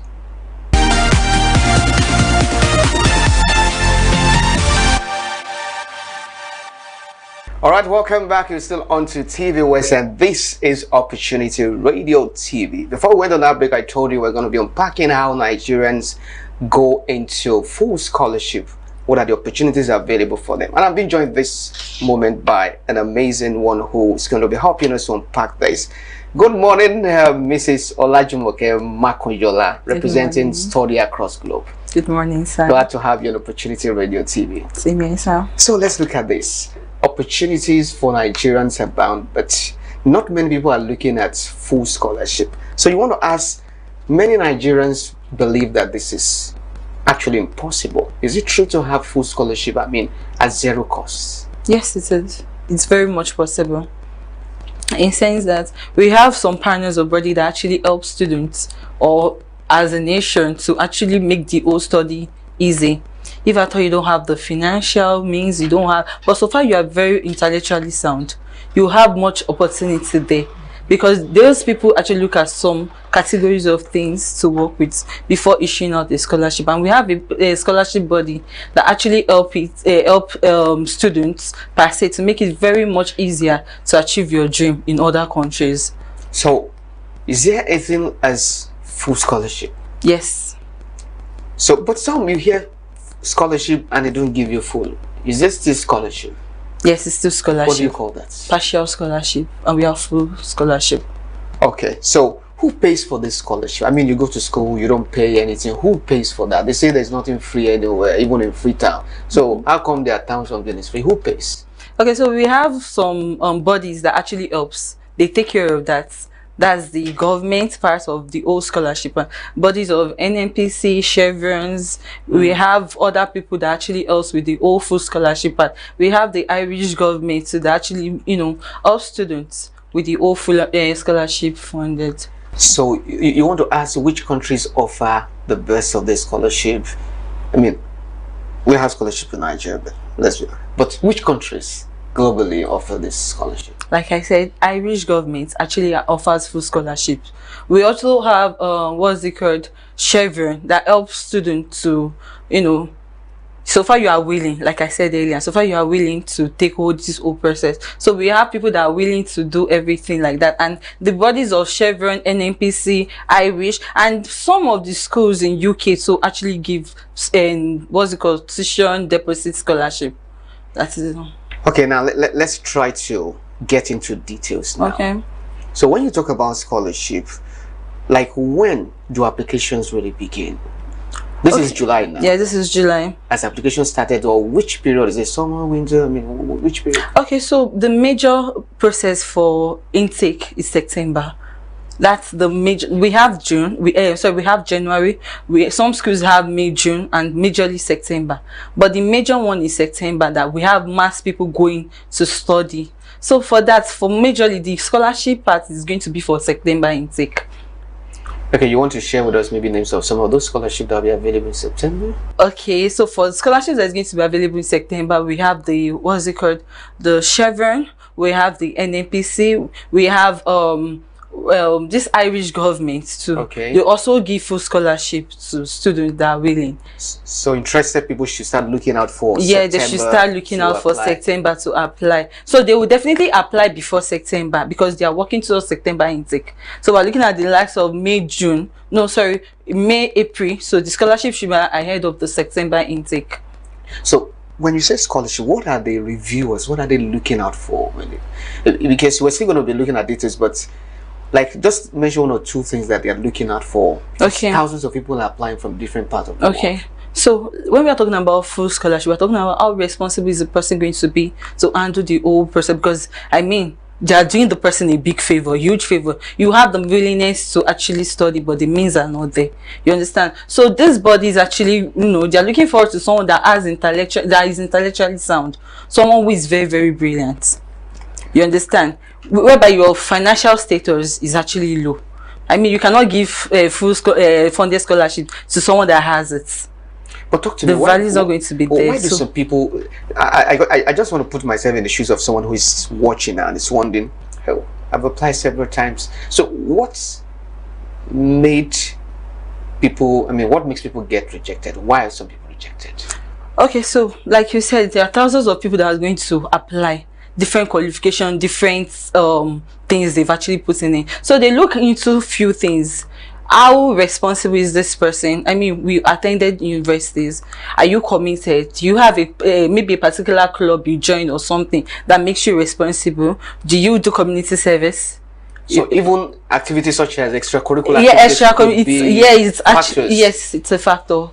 But for someone who did all of these things, I mean, submitted the CVs, the personal statements, and they still got a no, what could be that thing that they may not pay attention to that may be getting them disqualified? Like I actually said earlier, we have 1001 different qualifications, so there will be a particular thing these people are looking into. Like I said, extracurricular activities, intellectually sound, and if the person does not have the means but is willing to learn. Fantastic. So Does it matter whether you graduate with 2-2? Can you still get scholarship? Okay, so most of the scholarships they do with 2-1. 2-1. Yes, okay. that's what I'm saying. You have to be I'm not saying 2-2 is actually not good or third class. No, I'm saying that we have thousands of people doing into this. We have thousands of applicants. So we have first class, we have 2-1, we have 2-2. So definitely they want to pick out the outstanding ones. I'm not saying 2-2 is not outstanding. I'm not saying third class. But with the whole competition thing, I feel from first class to 1. And we have that of what's it called, third class, second class, lower, that can also apply to. That's the partial scholarship with the school. So most of the schools actually help international students, to reduce the tuition. You know, let's assume you have a particular tuition fee of maybe 21,000 and you're giving a discount of 5,005 or probably 7,000. It's something. You understand? But we're looking at full funded scholarship, whereby you don't need to pay tuition fee, you don't need to do living expense, your health fee, everything is going to be taken care of. So I mean, it's a world of competition. Well, you have been in this terrain for quite a number of years. That's your brand. So you'd like to share with us, have you seen anyone who has gone through this, or have you seen anyone through the process of application for full scholarship and the person came out with yes? Have you seen such? Yes. Oh, tell us about okay, so in my agency, that was last year September, Study Across Globe, we have one of our students that applied to University of Austin, located in Birmingham City. So we have that person last year September. The person actually got full funded scholarship from the university. 100%. Yes, 100%. And you took the person through the whole application we actually took the person through the whole application process and everything. So we have thousands of people that actually applied. Can you let us into something spectacular that you do when it comes to applying that? Of course, I mean, for that person now that made the person get a yes. I mean, something spectacular. Okay, so the person applied very early. Early application, right? Yes, it matters a lot. Yes, person applied very early, and the person actually put the whole process, did the CV, did everything, the extracurricular, whatever she was doing, into the community service she was doing, and then she actually attached everything. So she was. It's not like proofs, she. Right? Yes, it's not like she lied or anything. Everything was genuine, and she had a good result. Okay, well, in case you're just joining us, you're still on Opportunity Radio TV, reaching you from TVWest, and I've been speaking with my guest, none other than Mrs. Olajumoke Makonjola, joining us from Study Across Globe. We'll go for a break now, and when we return, the team may get bigger than this. Do not be surprised. We're just unpacking opportunities, particularly as Nigerians leave this money on table, full scholarship for study abroad. We'll be back after this time out.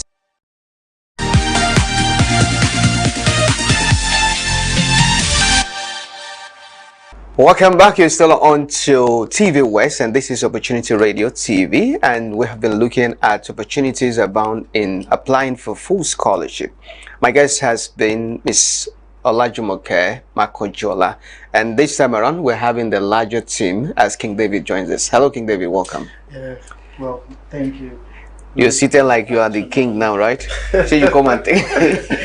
All right, so good afternoon. You're welcome. So Mr. Olajumoke has done a bit of this, so we just want to take it a little higher now. We want to look at the toolbox of applying for full scholarship. What are the things that should be in that toolbox? Some get yes, some get no.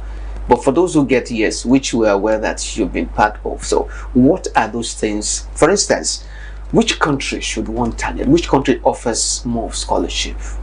Okay, in terms of countries that offer more scholarship, I don't think we'd be placing overemphasis on just one country, but countries like the UK offer scholarship, the US, Germany, Australia. There are so many countries that offer a whole lot or a wider range of scholarship, so we cannot just streamline it down to a particular country.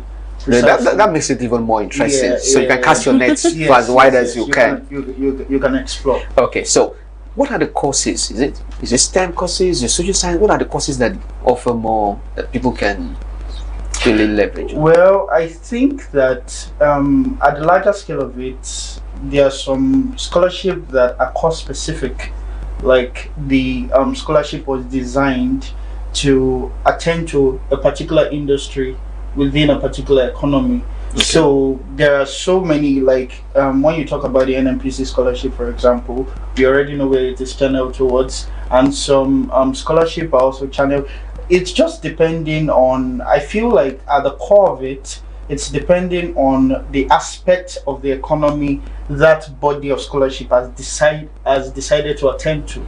Absolutely. So that's why we do not have any particular scholarship that is designed solely for you. You just need to typically explore. When the scholarship come out, you tend to see the range of courses that it has been designed to attend to, and if it does suit your checklist, you can put in application. Okay, you shared a success story the other time, and it gladdens heart to hear that you were part of such from A to Z. Yeah. But it's important to also ask, for some of these scholarship people do interview, right? So is it for all of them to do interview? Or some are interview phobia. I mean, interview phobic. They hear of interview, they're afraid. They want to go, they apply for visa, they say interview, they're afraid. So is it all of this scholarship application that people have to appear for interview? Yeah, but mostly you have to take an exam. Like I said, for them to streamline or sieve some some entries, yes. So they need to, out of thousands or millions of people that is going to apply, definitely they'll write an exam. So after the exam, some people will pass, and it's beyond whatever you've budgeted for. So I feel your interview is going to sieve some other people. Yes. So I'll come back to you, King David. Like when you do your CV now, let's look at the toolbox. I want us to unpack the toolbox now. Your CV, what should your CV look like when you're applying for? I mean, for sponsorship, for scholarship, what should your CV look like? Okay, for the CV is meant to be a document that exposes intricate details about you, starting from who you are, your detailed assessment of who you are, what you believe in, your values, and what you stand for. Then after that, they want to see your educational qualifications. They want to see the level you've gotten to academically. Of course, you need to also be detailed in your CV, because you're applying for a scholarship, you're in competition against so many people, probably in competition against the world. So you would want to place yourself at a bit, and at the core of it is the fact that we tailor our CVs to suit the opportunities we want to apply for. So you need to tailor your CV to suit the opportunity you're planning to apply for. So you would want to place in academic qualifications that are typically relevant to that opportunity. And after that, there is also the experience range. There are some scholarship programs and there are some courses that does require you to have particular real life experiences in some particular field, and you would need to, of course, highlight that significantly with details on your achievement within those roles, as that when you help them. So tailoring your CV to suit what you have applied for places you at a better advantage to getting the scholarship, because what they want to see more is they want to see details, very, very strong details about you as a person. Okay, now CV is just one out of many things that should be in that toolbox for application. So what are those other things? Like, I want to apply for full scholarship now. What are the things that the document, the credentials, the things that Okay, just like you said, the CV is just one out of many. There is the academic certifications, your transcript, the WAEC, and some other academic qualifications you would want to add up to it. There is the personal statement. What is that personal statement? It's like there is your personal statement. What is personal statement? The personal statement. Let me be realistic. Okay. The first time I had personal statement, in fact, they didn't call it personal statement. They call it PS. Okay. And in my campus, they used to call PS permanent site. So I was thinking, what does permanent site have to do with? Some people call it statement of purpose. Statement of purpose, yeah. SOP. I thought it was song of praise. So, personal statement. What is it all about? What is it? Okay, just like the name does imply, it is called personal. So it's just a statement.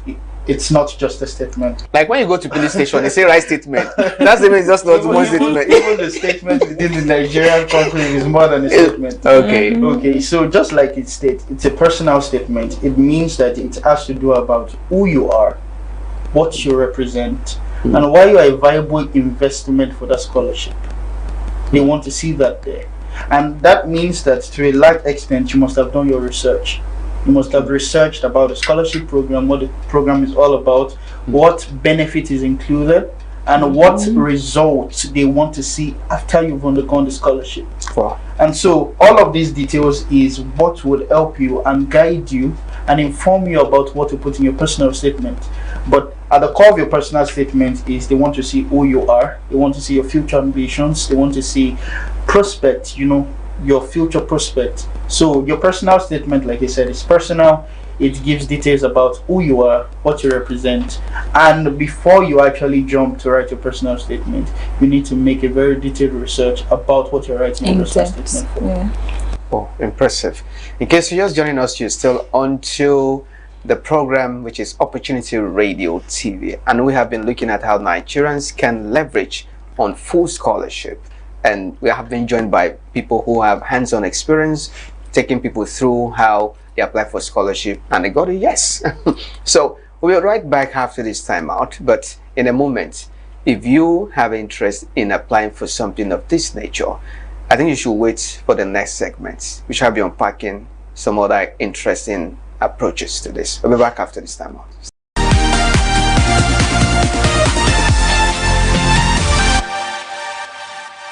All right, welcome back. You're still on to Opportunity Radio TV, reaching you live and direct, reaching you from TVWest. So I'm being joined, as usual, by the representatives from Study Across Globe, Mrs. Olajumoke Makonjola and King David. So just some rapid questions that I'm just going to be asking you. Number one is, the biggest mistake Nigeria makes is what on full scholarship application? With you, Mr. Olajumoke, the biggest mistake Nigeria makes? The biggest mistake Nigeria makes when it comes to full scholarship is the fact that I feel they've actually, you don't know what, they know what they want, but they actually don't know what it all entails. They don't know the documents you get. So okay, that's the biggest mistake they make when it comes to scholarship application. The non-awareness, they are not aware of what the scholarship entails is all about. Okay. You just hear scholarship like. Okay, I'll come to King David. If I had 200,000, can that take me to putting things together to apply for full scholarship as a Nigerian? Well, I would say no. And the reason why I would say no is because scholarship are different from each other. There is need-based scholarship and there is merit-based scholarship. They're different from each other. The needs-based scholarship requires quite some, and even before we even dive into the difference between this okay, he said no. I just want to get a yes or no. Okay. Okay, I'll come to Mr. Okay, the easiest country to target is what? The easiest country to target based on scholarship, right? Yes. Okay, like David has said earlier, we have different countries. So there's no easiest country. Like everything, you have your merit, you have your dismerit. So we have some factors to put into it. So it does not exist. There's no easiest country. We have. I will not. Don't put me on that spot, please. What I'm saying is, we have some conditions that actually merit it. So I will not want us to use easiest. Okay. So it's just. Okay. Since there is no easiest, the hardest country to target is which? King David. The hardest countries to target based on scholarship. Yes. I don't think there is an hard country to target. I just feel like you need to have a merit. Okay. So what should applicants stop doing and what should applicants start doing? What should applicants start doing? They should connect to the right source when it comes to the scholarship base. So what should applicants stop doing? They should stop just dreaming and start putting together the right documents necessary for the applications. All right, I think on that note, we have been able to touch on vital areas of what it requires for you to apply for full scholarship. I've been joined by very amazing people from Study Across Globe. That is Mrs. Olajumoke Makonjola. Thank you so much for coming to Opportunity Radio TV. I hope next time we'll invite you. You'll be more than willing to join us. And also by King David, the IT of Study Across Globe. Thank you so much for coming to Opportunity Radio TV. Until next edition of Opportunity Radio TV, I remain yours sincerely, Daniel Oweyemi. Ensure that when you see opportunities, you grab it not only with one hand, with two hands, because the major difference between the rich and the poor It's just about the opportunities that they hear of and they take advantage of timely. Thank you so much, executive producer and everyone behind the camera, and we hope that next time you will join us. Thank you, and keep watching TV West. Have a great day. Bye.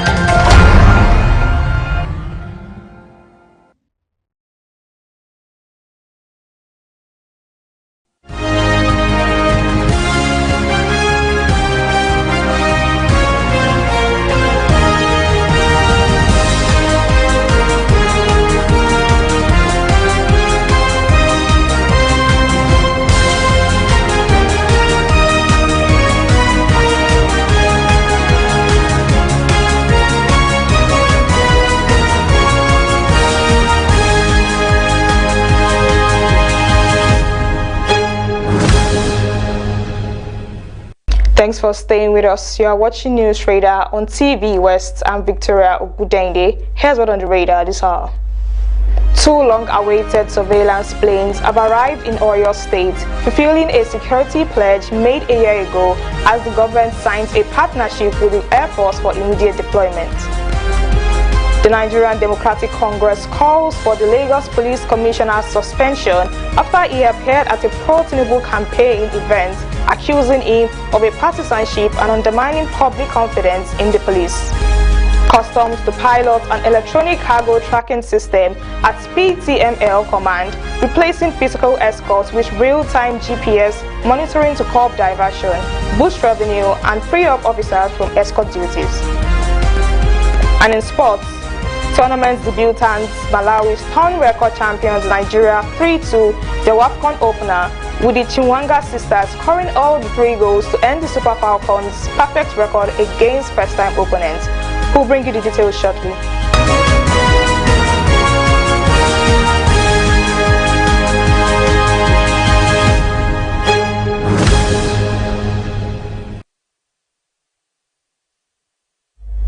Now to the details.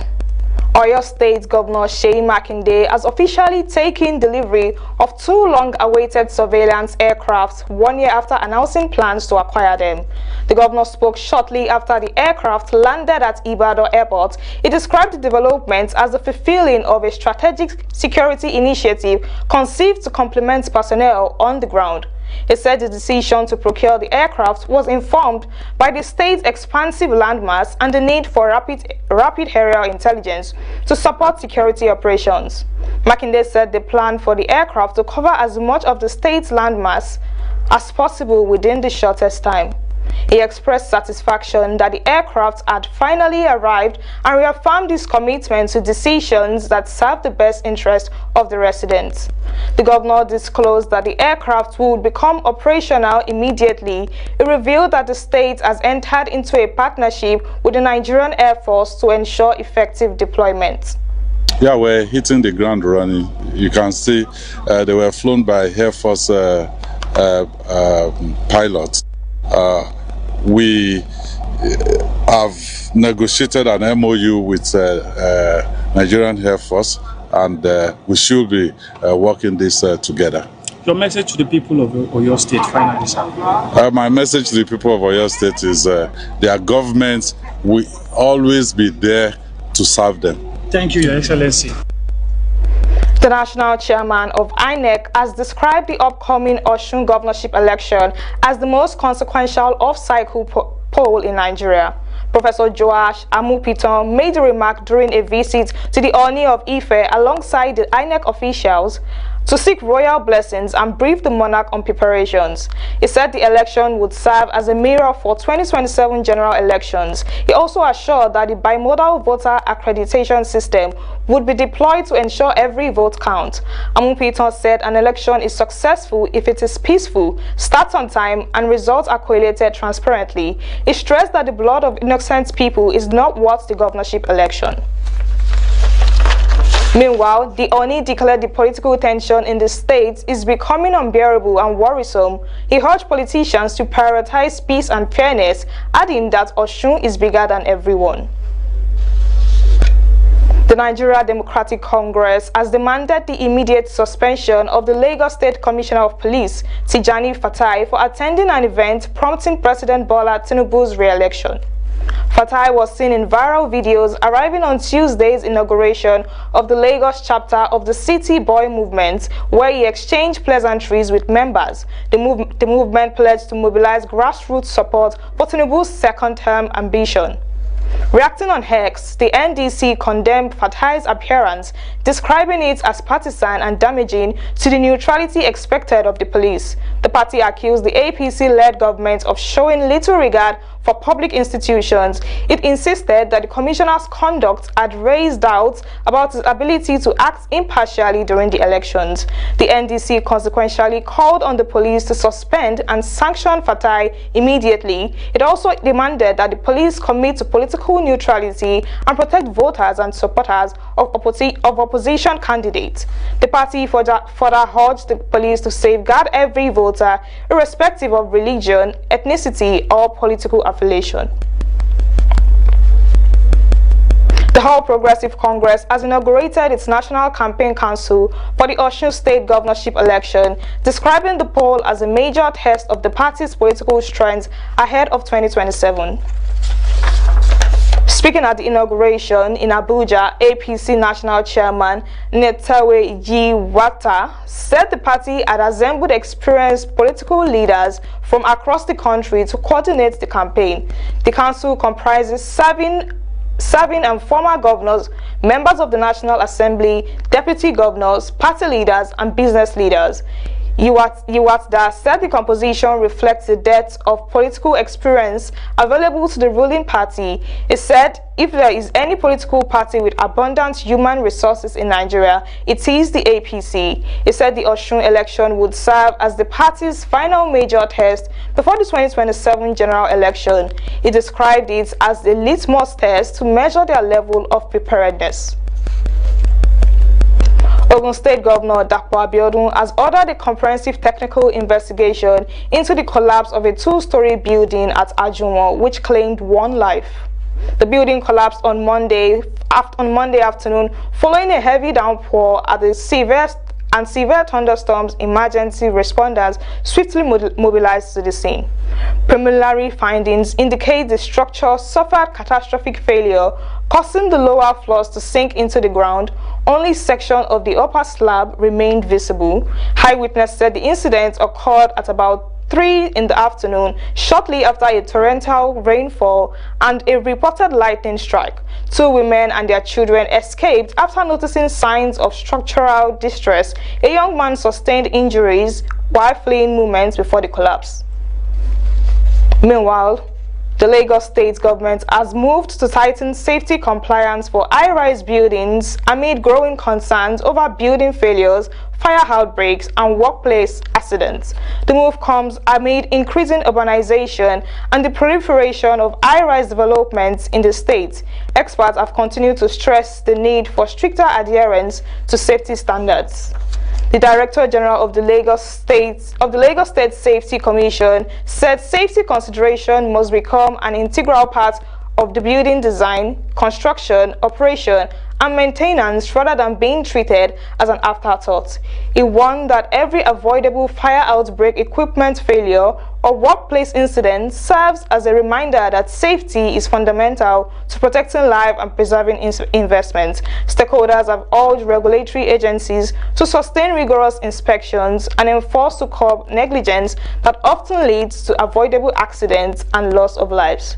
You're watching News Radar on TVWest. We'll take a short break now and return with more news.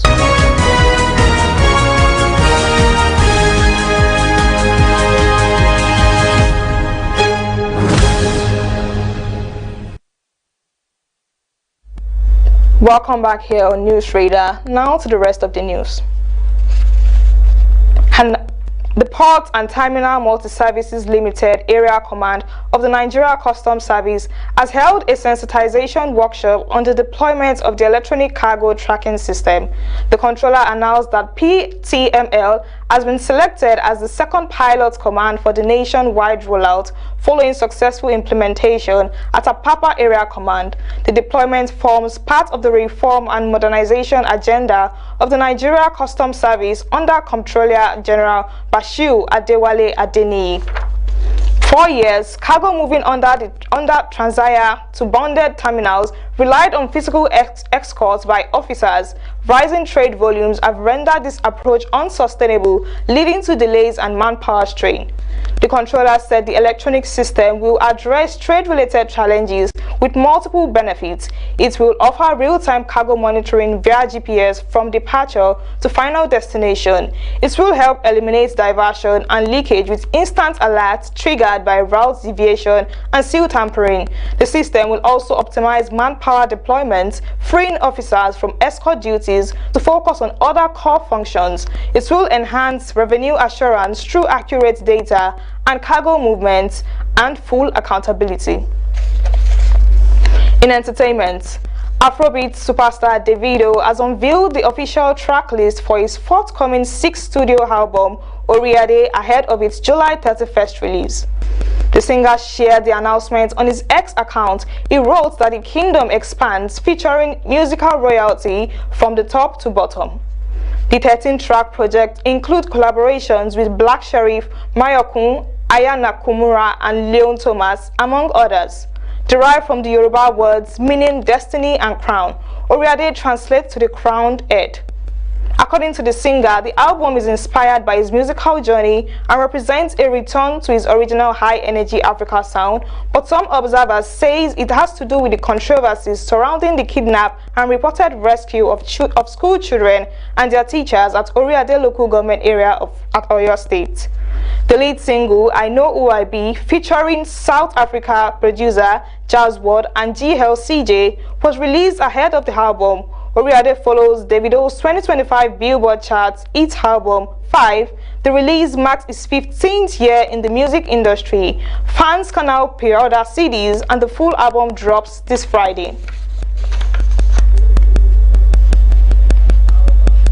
Tournament debutants Malawi have pulled up a stunning 3-2 victory over record champions Nigeria in their Group C opener at the ongoing Total Energies CAF Women's African Cup of Nations. The Scorchers struck 3 times in the second half to stun the 10-time Africa champions.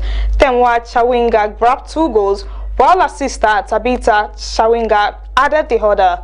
Nigeria fought back with a penalty from Rashidat Ajibade and the late strike from Uchenna Kanu, but the defending champion ran out of time to complete their comeback. The defeat brings Nigeria's perfect record against tournament newcomers to an end. Since 1998, the Super Falcons had never lost to a debutant side. The result marks a historic moment for Malawi on their first appearance at the finals. For Nigeria, it is a painful opening to their title defense and a clear warning that their reputation alone will not carry them through in Morocco. On the global scene, Russia's main domestic security agency has charged Telegram founder Pavel Durov with aiding terrorism and placed him on an international wanted list. The Federal Securities Service accused Telegram's administration of failing to remove channels and bots used by Ukrainian intelligence and extremist organizations to coordinate acts of sabotage and terrorism in Russia.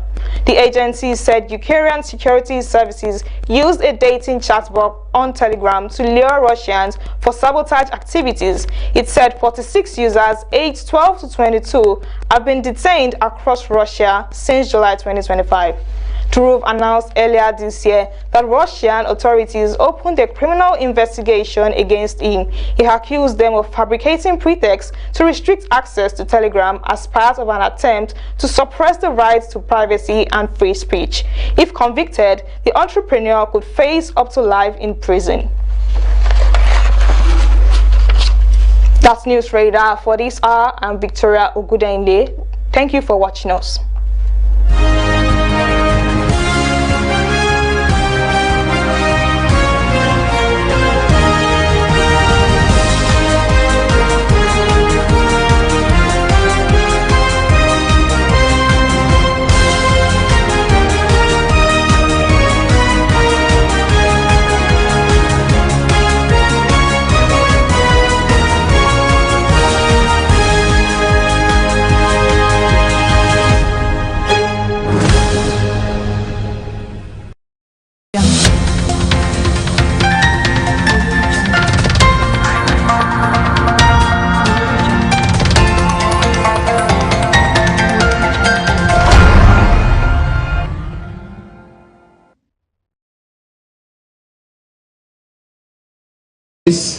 Seizures and what happens to those that have been identified to be associated with the seizure.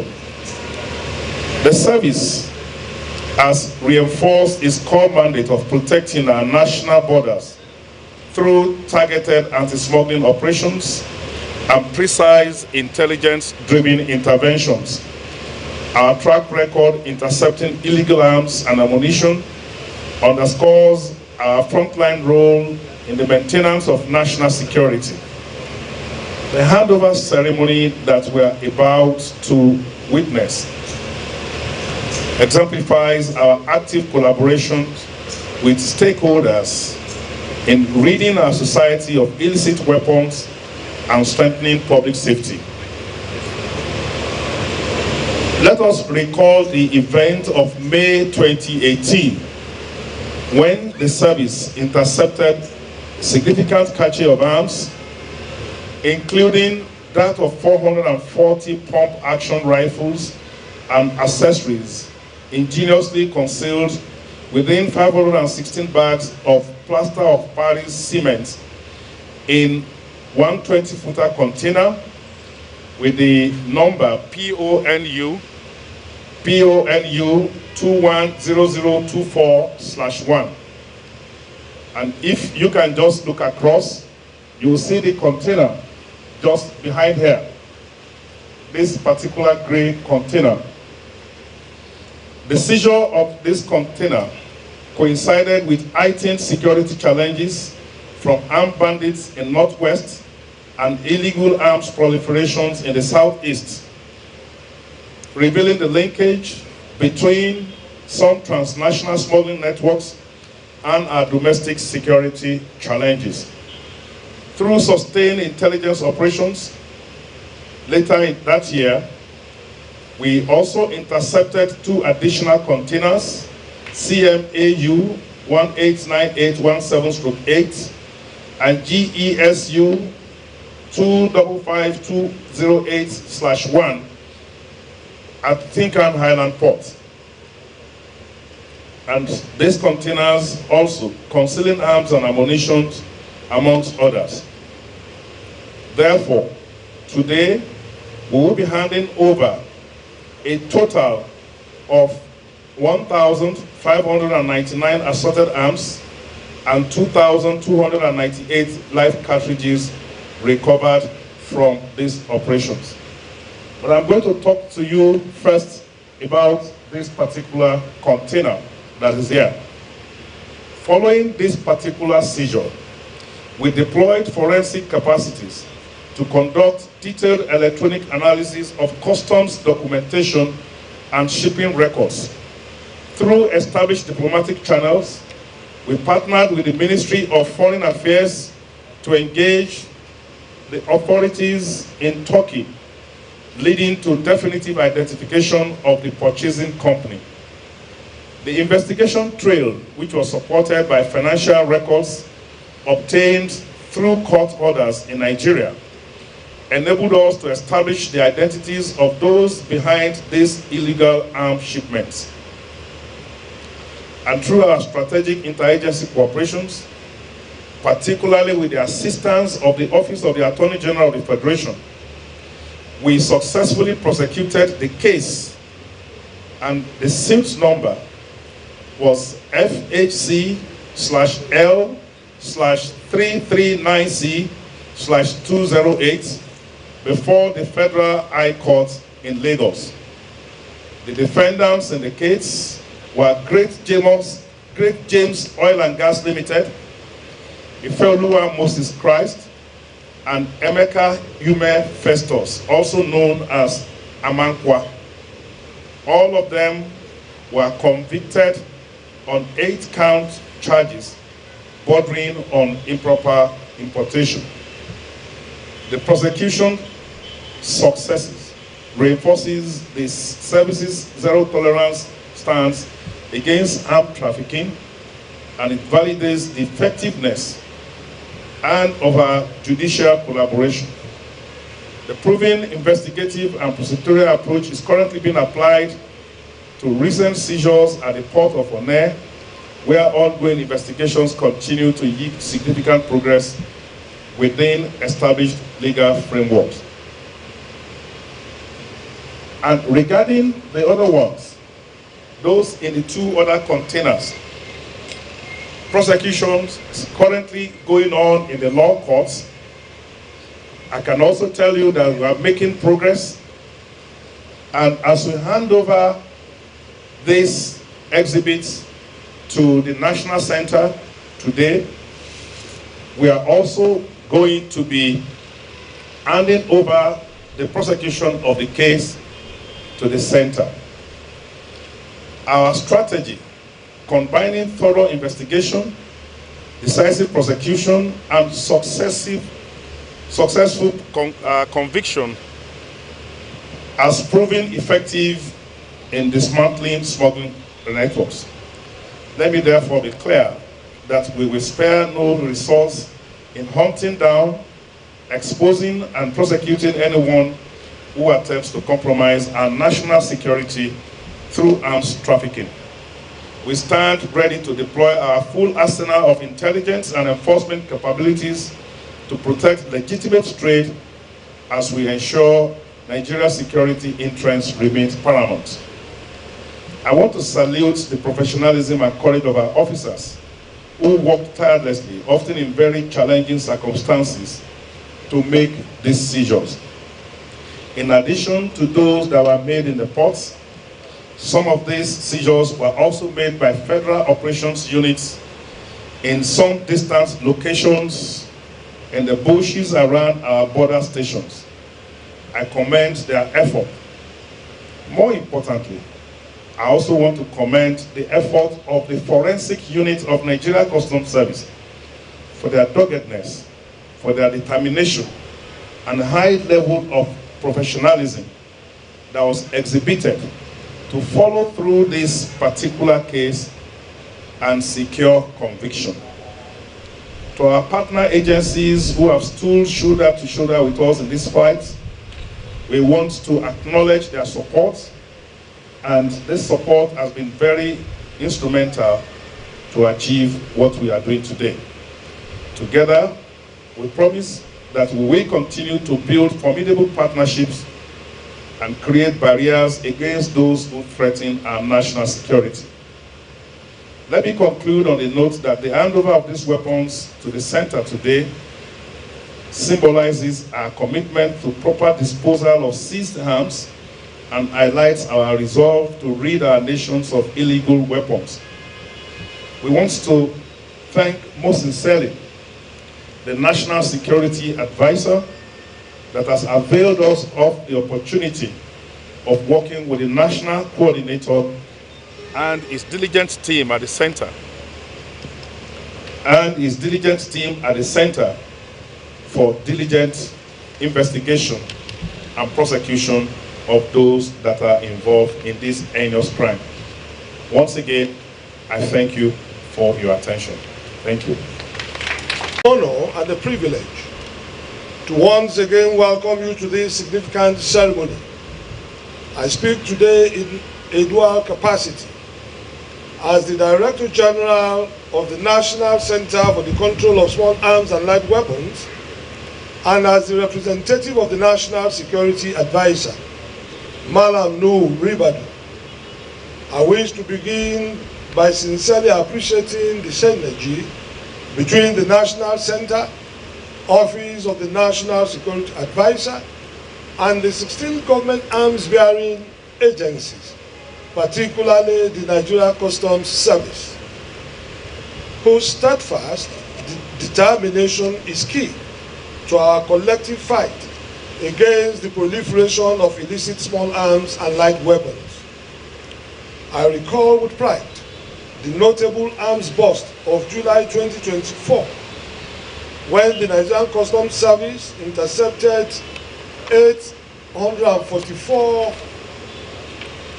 rifles and 112,500 rounds of live ammunition at Onne, Port Harcourt. The recovered weapons were promptly handed over to the National Center, and importantly, suspects, including the principal suspect, Ali Samson Ofuma, along with 9 accomplices, were subsequently arrested in Abuja and are now facing prosecution.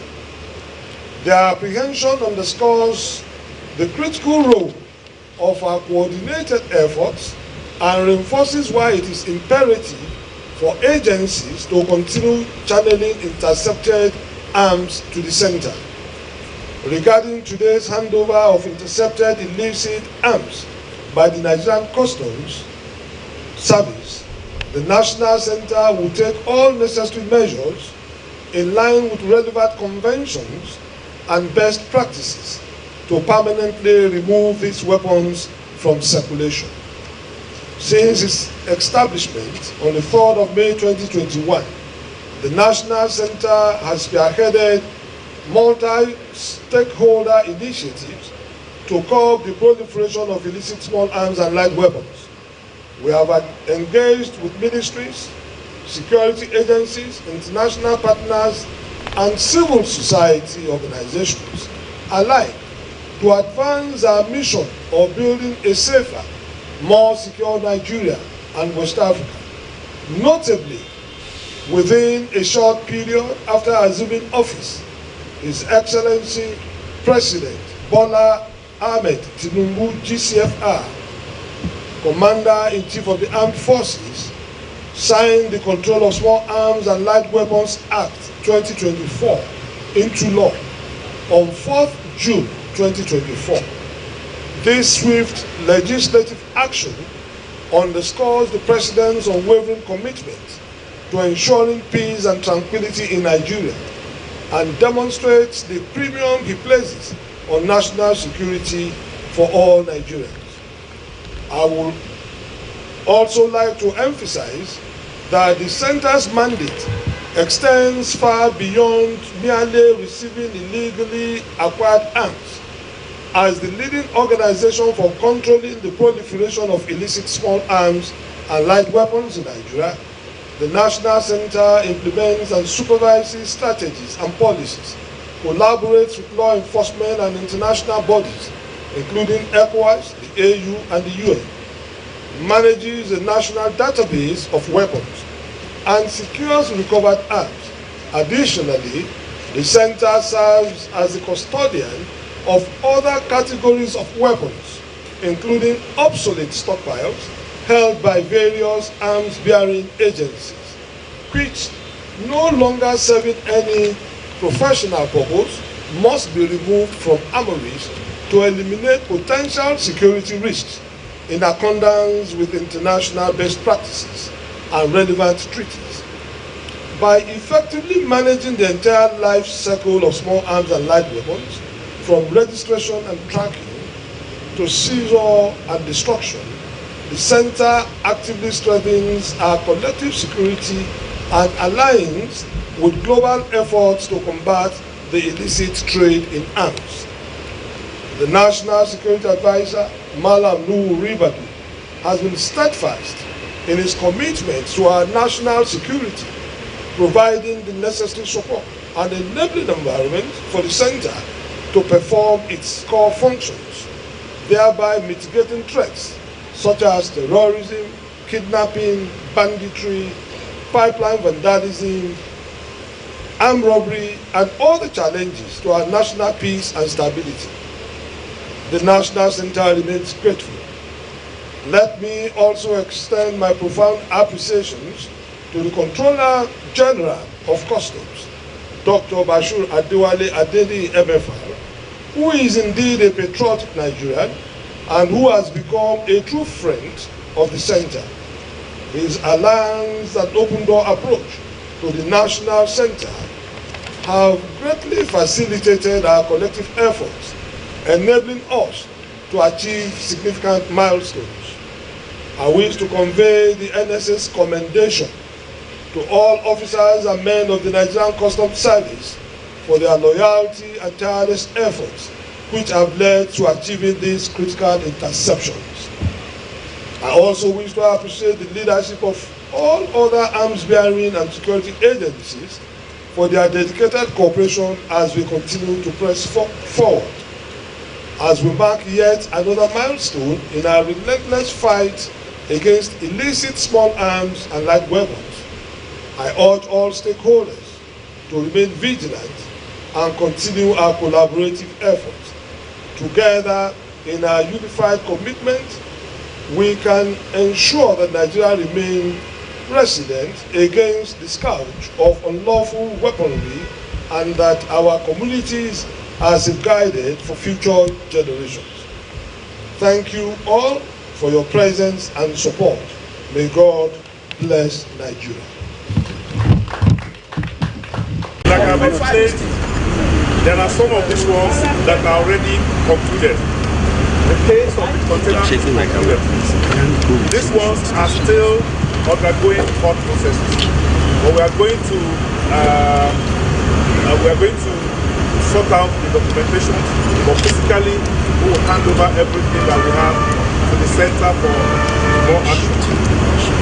In the interest of national security and effective investigation of these cases, I want to hand over to Monica. Let's write